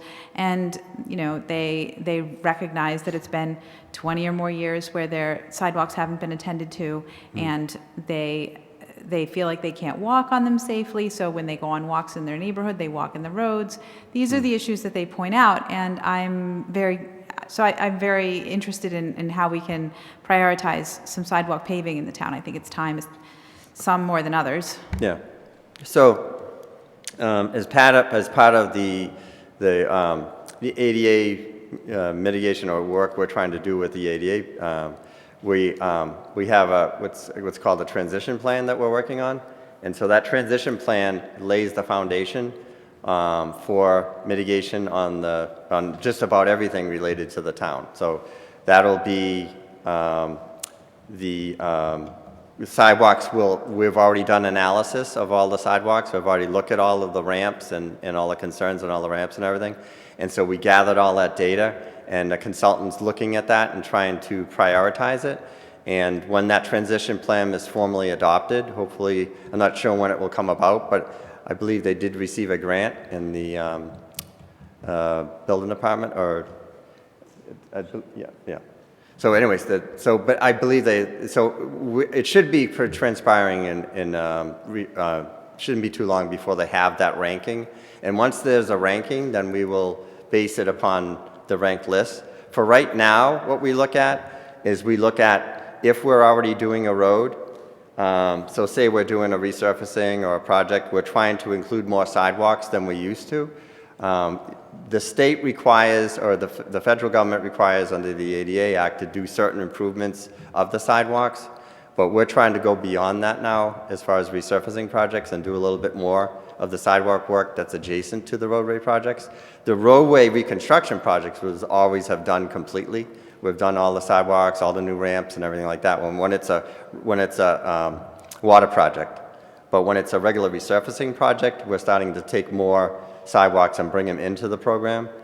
So it is very expensive though. It's almost the same price, if not more, than the roadway itself in certain circumstances. Because if you're doing a totally new roadway, it's clearly more expensive for the road. But when you're just doing an overlay, or you're doing a pave or small resurfacing, mill and overlay, the sidewalks are very expensive because you have the granite curbing you got to put in, or the different types of curbing you got to put in, and then you got to resurface the sidewalks and grade it, and so it can be quite expensive. So we are trying to include more of it though in the future for our projects. And then once the ranking through these implementation or listing, then we'll move forward with that. So that's what it is. So there'll be a list of projects and types of sidewalks and where they're going to be, and we'll try to prioritize on those when there's funding available. Within our program, we do it every year. So every time we have a water project, all new sidewalks, all new curbing, and then with the regular resurfacing, we'll be including that as well. And those are based on the roadway condition, the roadway itself condition, but also, we look at other things like sidewalks, and there's lots of different elements we look at relative to that. So if a resident wants you to consider repaving their sidewalk or doing something to mitigate the condition of the sidewalks, make it better, how do they advocate for that to you? Well, like I said, there is going to be a prioritization of the sidewalks, and so we really need to follow that prioritization. It's going to be a listing saying what needs to be done and what ranking it's supposed to be. If there's go ahead. I was just going to say, residents can also log into See-Click-Fix to identify defects in the sidewalks, and that's a great and easy way to flag those concerns, because those will get forwarded to the appropriate department, and they can evaluate the needs based on the complaint and adjust the priorities as determined to be appropriate. They can also check out the draft transition plan, which is currently on the website, and see what information is provided there. And there was a $50,000 grant that was applied for and received that's going to allow us to finalize the plan and the information contained within it. So See-Click-Fix is always a great way. They can also always contact the mayor's office, myself or Steve or Kate, with any concerns they have that we can pass along. Okay, thank you. Okay. Councillor Ryan. I want to thank Jim Arsenault and his staff for coming tonight, giving that very in-depth, detailed presentation. Just want to point out that, Jim mentioned earlier that they do a lot of in-house design, and they do that in the wintertime you mentioned, and I just want everyone to realize that saves a tremendous amount of money when you're doing roadway work, and you're saving the money that you would spend on the design of the roadway. When that's done in-house, you can take more money and spend it on the actual construction. So I want to commend you and your staff for doing that. I'd like to invite you back again through the president to give some timely updates for us. If we're going to talk about the treatment plant, we're going to talk about that's coming. You said it's at 97% designed or 90-something. Maybe Pearl Street and Ivory, come back and talk about those things. Maybe come back about the water work that's going to happen, the roadway work coming up and for the next construction season. Maybe scale down the presentation for a few specific items I think would be really appropriate. I'd love to see you come back and give an update on the 100 Roads program. I think you referred to it tonight as a 5-year capital plan. I know it's a living document that can be amended. I'd really like to see councilors get a chance to look at the 100 Roads program and see how it impacts their districts specifically, so they could have a good understanding and maybe lobby, so to speak, or fight for the sidewalks or whatever they want to do in that. And I think that would be great if you could come back and maybe we could get that document as well. Also, I had one question related to Allen Street. I know on Allen Street it's been a known location for SSOs, sanitary sewer overflows, during heavier wet weather events. Is there any remediation or any plans for that particular issue related to the new work going on down there, or has that been addressed at all?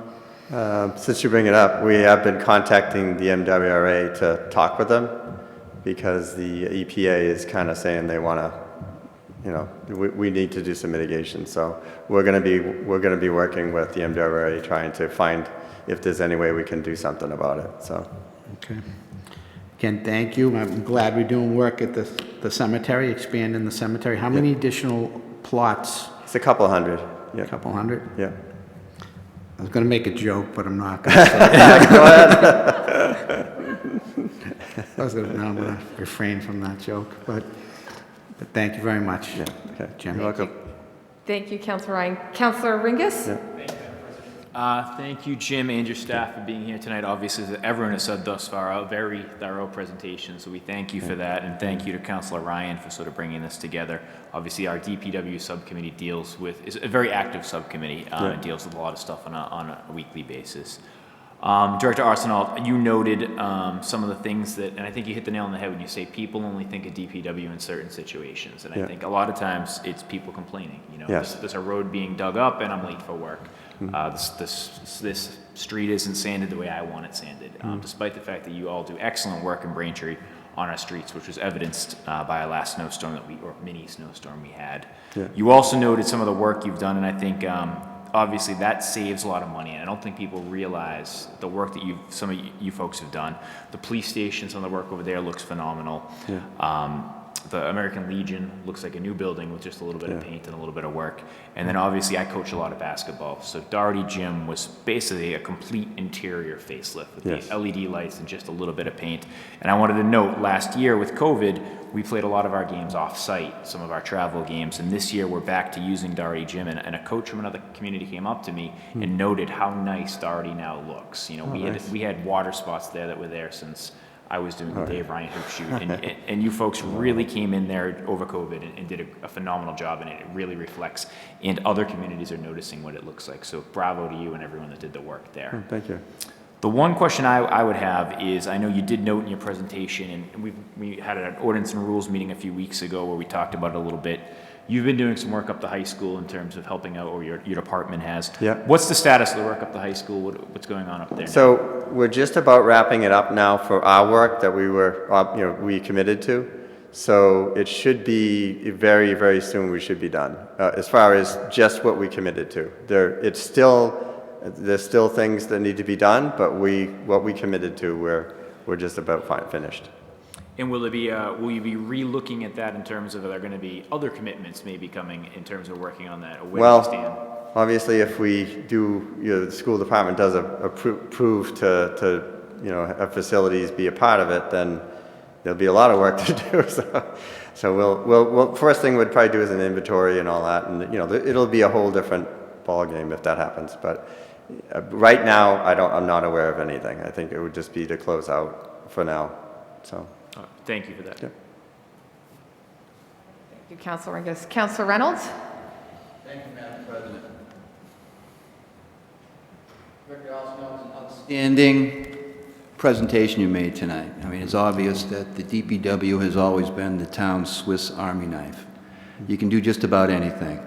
And I think a few years back when the facilities team, just touching on that topic as Councilor Ringus just touched on, was a phenomenal value add to this community and to your team.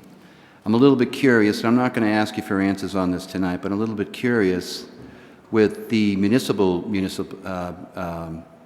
facilities team doing all the work at the high school, just how that's being paid for, and what exactly is the school value of the municipal, I should say, the facilities team.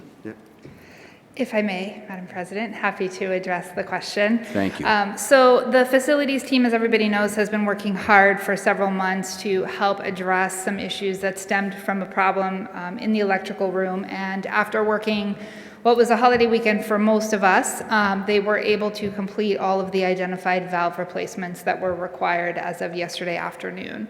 So the next step for consolidation would be reviewed by the school committee, and until that happens at this point, I don't believe there are any plans to send the facilities team back over to the school buildings until that consolidation gets formally approved. What we were able to do is match the rates paid to town employees to the rates that are paid by their counterparts in the school department, to make sure that work that was being done on the school department side was being done at an equal wage for our staff and their staff. We were able to utilize some of the savings the school department would incur from previously authorized but not expended capital accounts specifically for plumbing to fund those pay differentials. So any overtime that was incurred and any differential in the rates has been paid by the school department. The school department has also paid out of those accounts any equipment-related costs, all of which reflect a significant savings over if they had farmed out the work to a third-party vendor. So we were able to utilize those accounts. As I said, they were prior year's capital allocations that had not been expended in order to cover the costs, and those were transferred to the town from the school budget. We're also, through our insurance provider, covering a significant portion of the emergency costs related to the issue that we had in the electrical room, and that is being paid directly from the insurance to the contractor that's been providing those necessary emergency services. Terrific. So all funds have been returned on the facility side so that they're not operating at a negative balance. Okay, so that would also include, I know you talked about the differential in pay where the school facilities team, their employees are paid at a higher rate than our municipal facilities employees are. That's So correct. is the base pay of the municipal facilities team also being covered by the school? No, the base pay is covered by the town because that was budgeted salary, and so while we To continue do town work, correct? That is correct. But this is not. That is correct, but it's work that Okay. needed to be done to the benefit of our community. and the mayor Understood. made No, the that's decision to do it, perfectly yeah. understandable, but from a, keeping our finances separate and in order, and we support our schools, and I support that. At a tremendous level, we support our schools financially. But this does reflect maybe a conversation for another day, perhaps a maintenance responsibilities of the school itself. So Certainly, and what I can say is through the hard work and under the leadership of Mike McGurty, there has been no town project that has gone unattended during this time, so they have been able to fulfill their obligations on the town side while also assisting on the school side, and the goal would be, once the consolidation is formally approved, this won't be an issue any further because we'll be able to have responsibility over all of the properties town-wide to what I believe, and as I presented the last time we were here, will reflect a significant savings for us. that would be terrific, and I would love to see that be realized. Thank And you. Mike McGurty, having hired Mike myself, and put that team together. Mike and that team does a great job for this town. I couldn't agree So, more, sir. Thank you. Right, yep. I do have another question for you, Jim, and just a couple of comments. Sure. Water projects. Yeah. So, I'm pleased to hear about the amount of work and the focus, what's in queue, what's under study for water-related projects. I know right now, moving into the future, that a lot of municipalities are challenged with the collection and the conservation of their drinking water supplies. Braintree being, a minority of communities that actually maintains its own water and its own water treatment and water supplies to its citizens as part of the Tri-Town organization. So my question to you here, is there any discussion on or any study around the ability for the town or for Tri-Town to expand our current reservoir areas so that we could increase our capacity?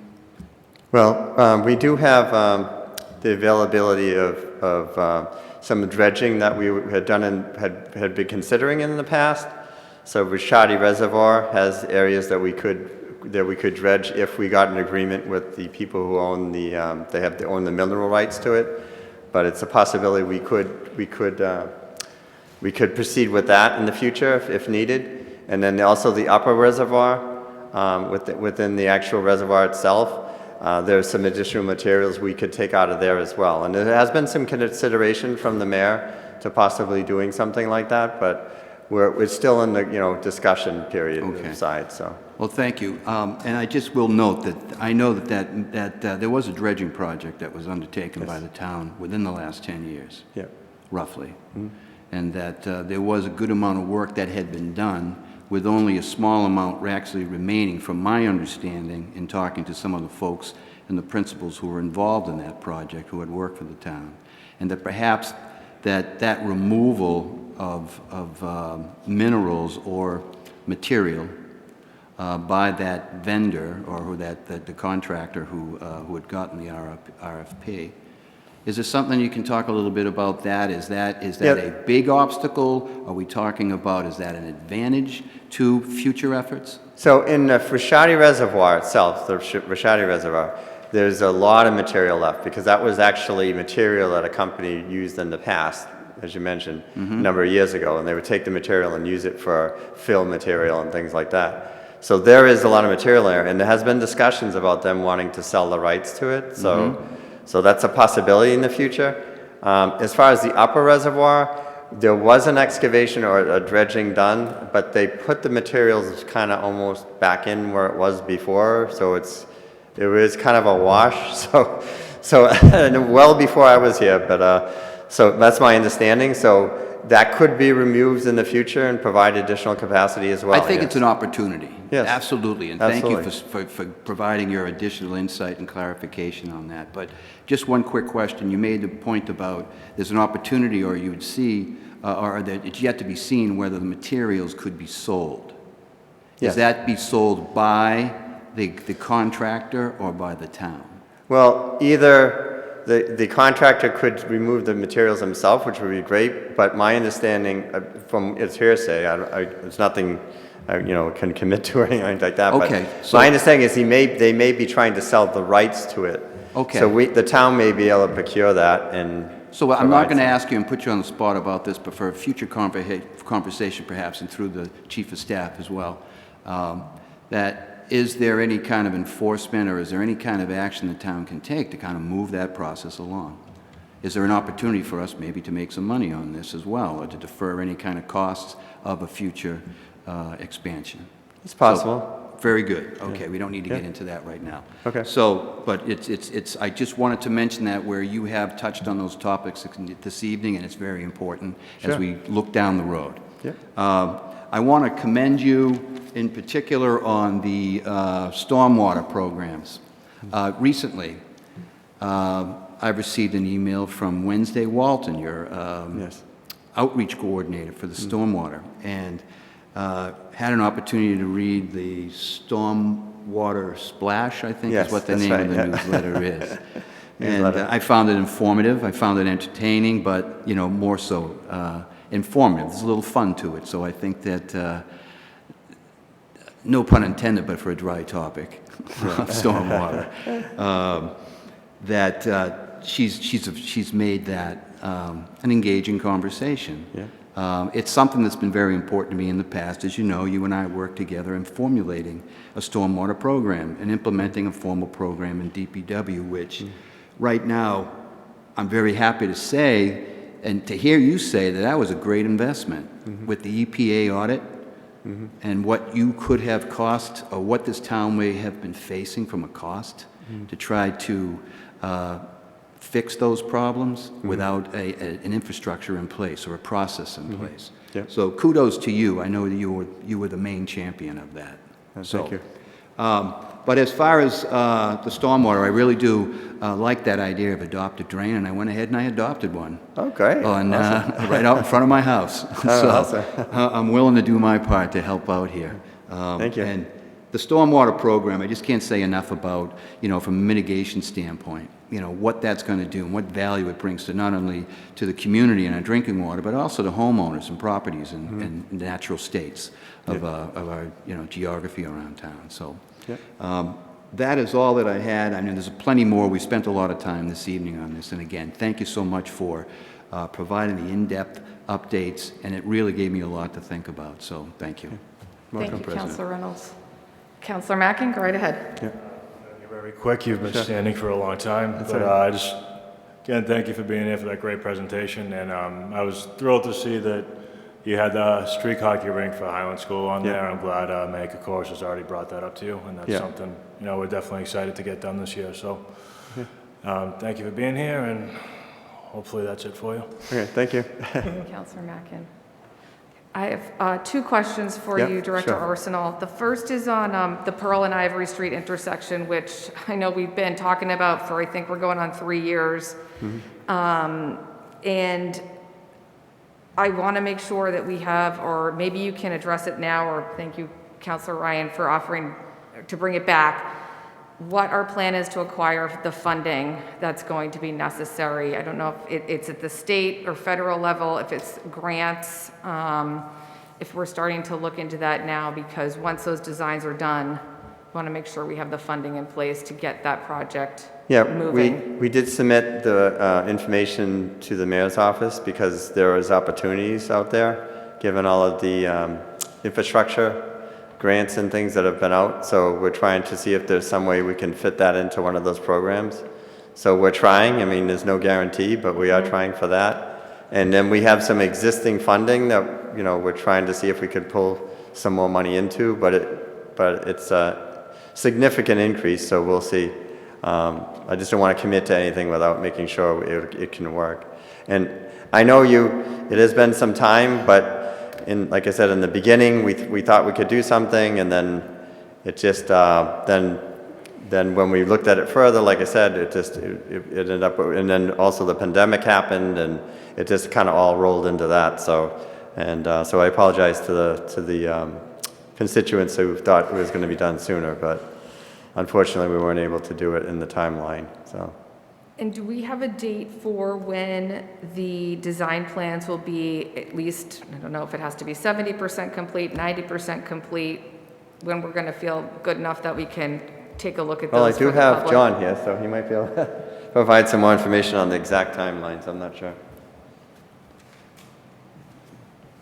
Thank you, Mr. Thompson. Sure. Thank you to the council, and thank you, Director Arsenal. So just a quick update on that. We do actually have a design review meeting scheduled, I believe, for the beginning of next week with a design team. So realistically, depending on how that initial review goes, if there's a lot of things that we see that need to be changed, it could push us to maybe 30 to 60 days. But I would say that we're within a few months' time of having a complete design. Okay, fantastic. Be looking forward to that update. Thank you. And then my last question is the neighborhood traffic calming initiative. I know we had that several years ago. I've heard from lots of residents that was effective and a great program. What would it take to revive that? I think that Cole's going to discuss that one. So initially, I think that program was funded at least in part through some grant money and overseen by the traffic engineer. So we no longer have a traffic engineer, but that doesn't mean we don't consider neighborhood-specific traffic calming measures. There have been a few that have come through the mayor's office, specifically through Steve Leary. There was a survey recently done, it's just the one that comes to mind, on Jefferson and specifically around speed bumps on the street. So if there are specific items for review, again, pass them along. We either will look at them through the mayor's office or forward them to task so that we can still kind of meet the intentions behind those initiatives without actually having a formal program which is limited by available funding at this point. Thank you. Anybody else? Right. Thank you for coming and for spending so much time with us here this evening. I think the length of questioning relays how important this department is and what we hear from all the residents. So thank you. Thank you for your time. Your team. Thank you. All right, we will now move on to our old business, which is 21061, Mayor authorization to enter into grant agreement with Norfolk County for funding under the American Rescue Plan Act or take up any action related thereto. So I will now refer to Councilor Reynolds, the chairman of the Committee of Ways and Means, for a recommendation. Councilor Reynolds. Thank you, Madam President. The committee did meet this evening. Very straightforward, complete presentation by Chief of Staff Taub, along with Finance Director Spellman. And the Committee of Ways and Means met earlier, or I should say, on the topic of Order 21061 and voted unanimously with a favorable recommendation for the Council. Thank you very much, Councilor Reynolds. Is there anyone from the mayor's office who would like to speak on this? Thank you, Madam President. Good evening again, everybody. Just by way of background and a little refresher, since it's been a little while since we've talked about the American Rescue Plan Act, as folks may recall, there are two pots of money that are available to the town under ARPA. One is an allocation that's made directly to the town of Braintree, which totaled a little under 3.7 million. Just over 3.8 million revised number as of June 1st of 21. We received half of that funding for utilization in the fiscal year 22 budget and anticipate receiving the other half of that funding to be utilized in the fiscal 23 budget. So that's money that came directly to the town. The second pot of money is just over $7 million, and that comes from the county. Several counties received an appropriation from ARPA and had some discretion in how they chose to utilize that. Norfolk County has graciously offered to disperse those funds themselves to the communities for one of the identified available uses. In order to do that, they're going to hold back about 3% of the allocation for each community, leaving Braintree with just over $7 million, which is funding that we have identified as appropriately utilized for revenue replacement. The county has set up a portal. We have registered and created an account in the portal and identified our local contacts that are going to be responsible for receipt and accounting of those funds.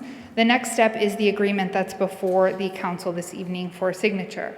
Once the grant agreement gets executed by the council as well as the mayor, that gets sent back to the county, and the next step is for them to review our revenue loss calculations to determine the funding that is currently available based on a projection that they have identified.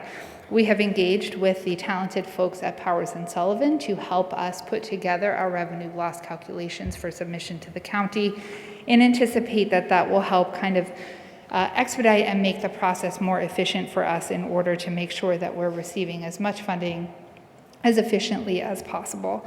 And so with that, happy to take any questions, but am requesting your support in getting this executed so we could send it back and keep us moving forward in the funding process.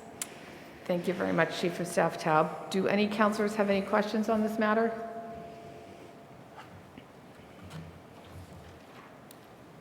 Councilor Reynolds?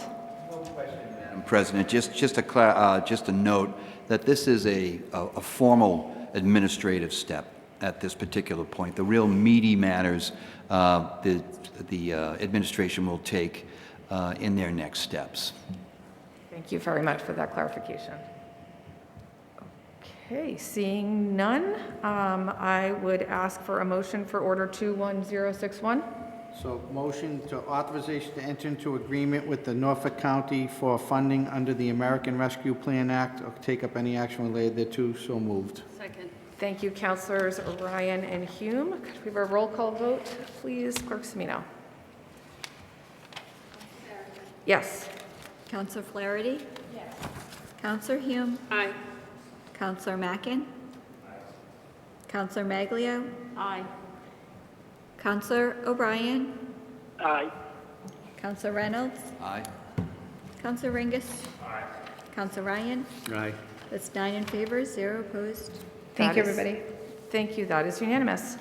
All right, moving on to Order 22002. This has been renumbered from item 03121, Councilor Mackin, Municipal Oversight Committee, or take up any action relative thereto. I will refer to Councilor Ringus, Chairman of the Committee on Ordinance and Rules, for their recommendation. Thank you, Madam President. The Committee on Ordinance and Rules, under our sort of prior organization, met in December on this Municipal Oversight Committee. At the time, that was myself, Councilor Mackin, Councilor Flaherty, and former Councilor Shasha. This was Councilor Mackin's objective to create a sort of municipal oversight committee, and I'm not going to sort of step on his toes and go too much into what he was proposing. But I would note, as I did at the O&R meeting, that this is allowed per Town Council Rule 40, which is the establishment of special committees. And special committees may be authorized at any time by a majority vote of the council and shall be appointed by the president to consider such matters as the council may refer to them. We had sort of a very hearty discussion that night. There was some tweaks made to the initial proposal. There was some questions from the DPW that I think we addressed in terms of monetary value that was sort of attached to this. And ultimately, the Committee of Ordinance and Rules did vote unanimously for a favorable recommendation to the full council. Madam President, I would ask at some point that we do hear from Councilor Mackin, as it was his proposal. Thank you. Absolutely. Thank you, Councilor Ringus. I would like to turn the floor over to Councilor Mackin. Thank you very much, Madam President and Councilor Ringus. I had proposed this committee a while ago, and as Councilor Ringus said, it was an O&R for some time. We have a lot of committees. I don't think any of them quite got this level of scrutiny, so it's safe to say the oversight committees already had a lot of oversight. But, you know, my attention behind creating this, it came around a while ago in relation to my concerns, what had happened in the past with the Peterson Pool project, and there's really no need to delve into that. But, you know, as a business-minded person, when mistakes are made, you make corrections and make changes and then go forward. And I strongly felt that a lack of oversight was a problem before. Now, what happened in the past, but for going forward, I mean, the town is still going to be engaged in other projects. We have South Middle School, possibly building a fire department, and there's really any variety of things. Now, there was a robust discussion in O&R. Some changes were made that, you know, was pointed out that any items going to this committee would be referred to it by the full council. So a councilor would make a motion with some grounds for doing so, and 5 other councilors would feel that it was appropriate to send to this committee. The goal of it would just to be to ensure that, you know, we're being responsible with taxpayer money, proper procedures are being followed for whatever it is that's being done. We do have other committees as a council, but none really serve this function or have been used in this manner, so I did think it was appropriate to create a separate committee to do so. And I think that is it, so I'll turn it back to you, Madam President. Thank you very much, Councilor Mackin. Is a member of, pardon me, would anyone from the mayor's office like to speak on this? You know, I think, and I think I've said this before, certainly another layer of review, more eyes is certainly better. And we absolutely don't oppose the creation of this committee. I think there are some valid points that have been raised. There are a few points that I would just like to note. We do have, and I said this at the committee meeting, we do have other committees that are tasked with oversight of construction projects. We mentioned South Middle School.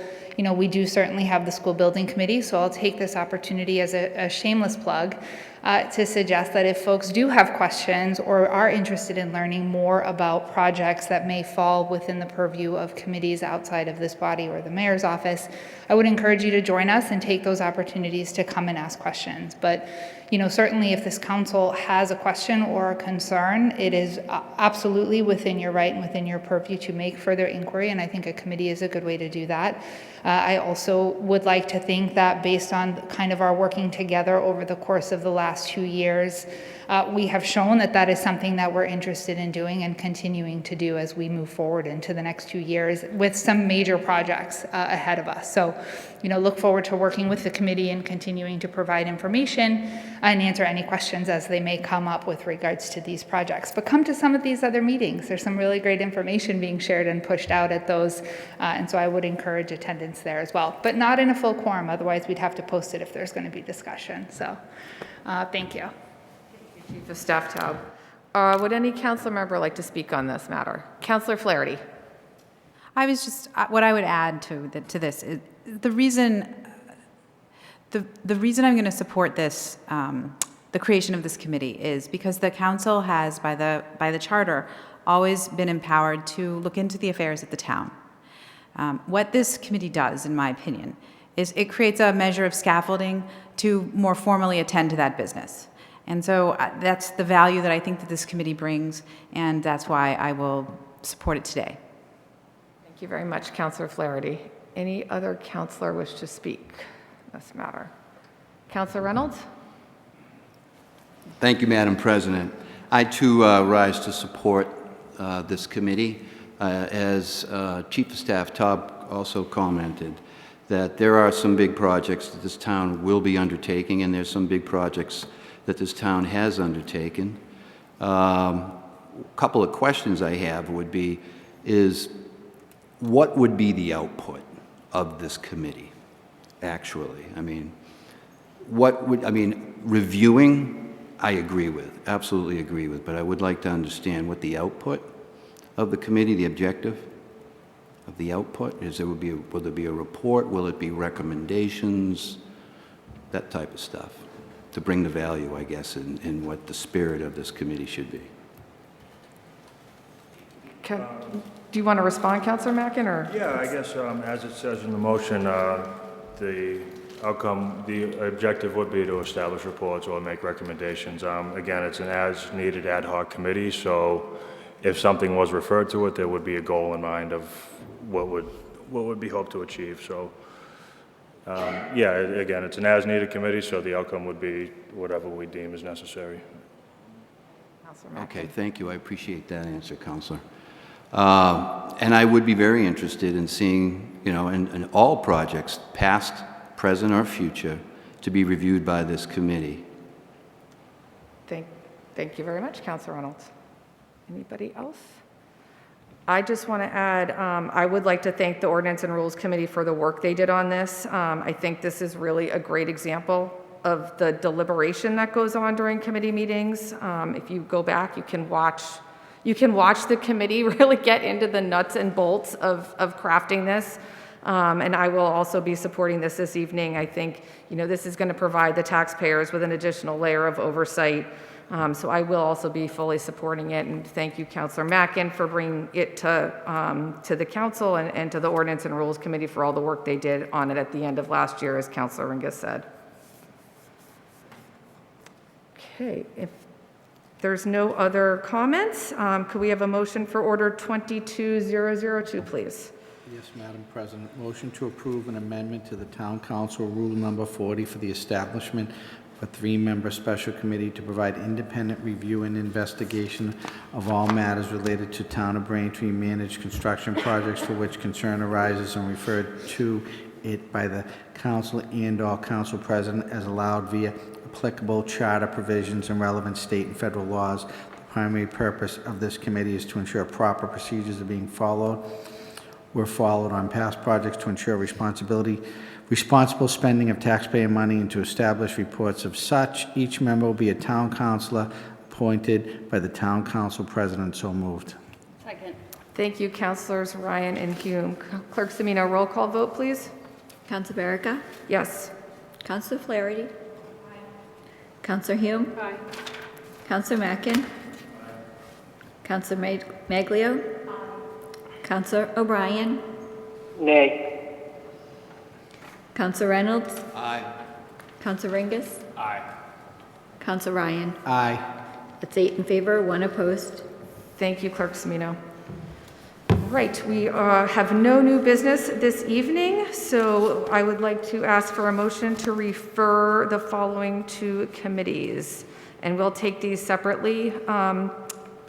Councilor Ryan? Madam President, refer to the Committee on Ways and Means 22003 Mayor Appointment Scott Lamfair to the Commission on Disabilities or take up any action related thereto. So moved.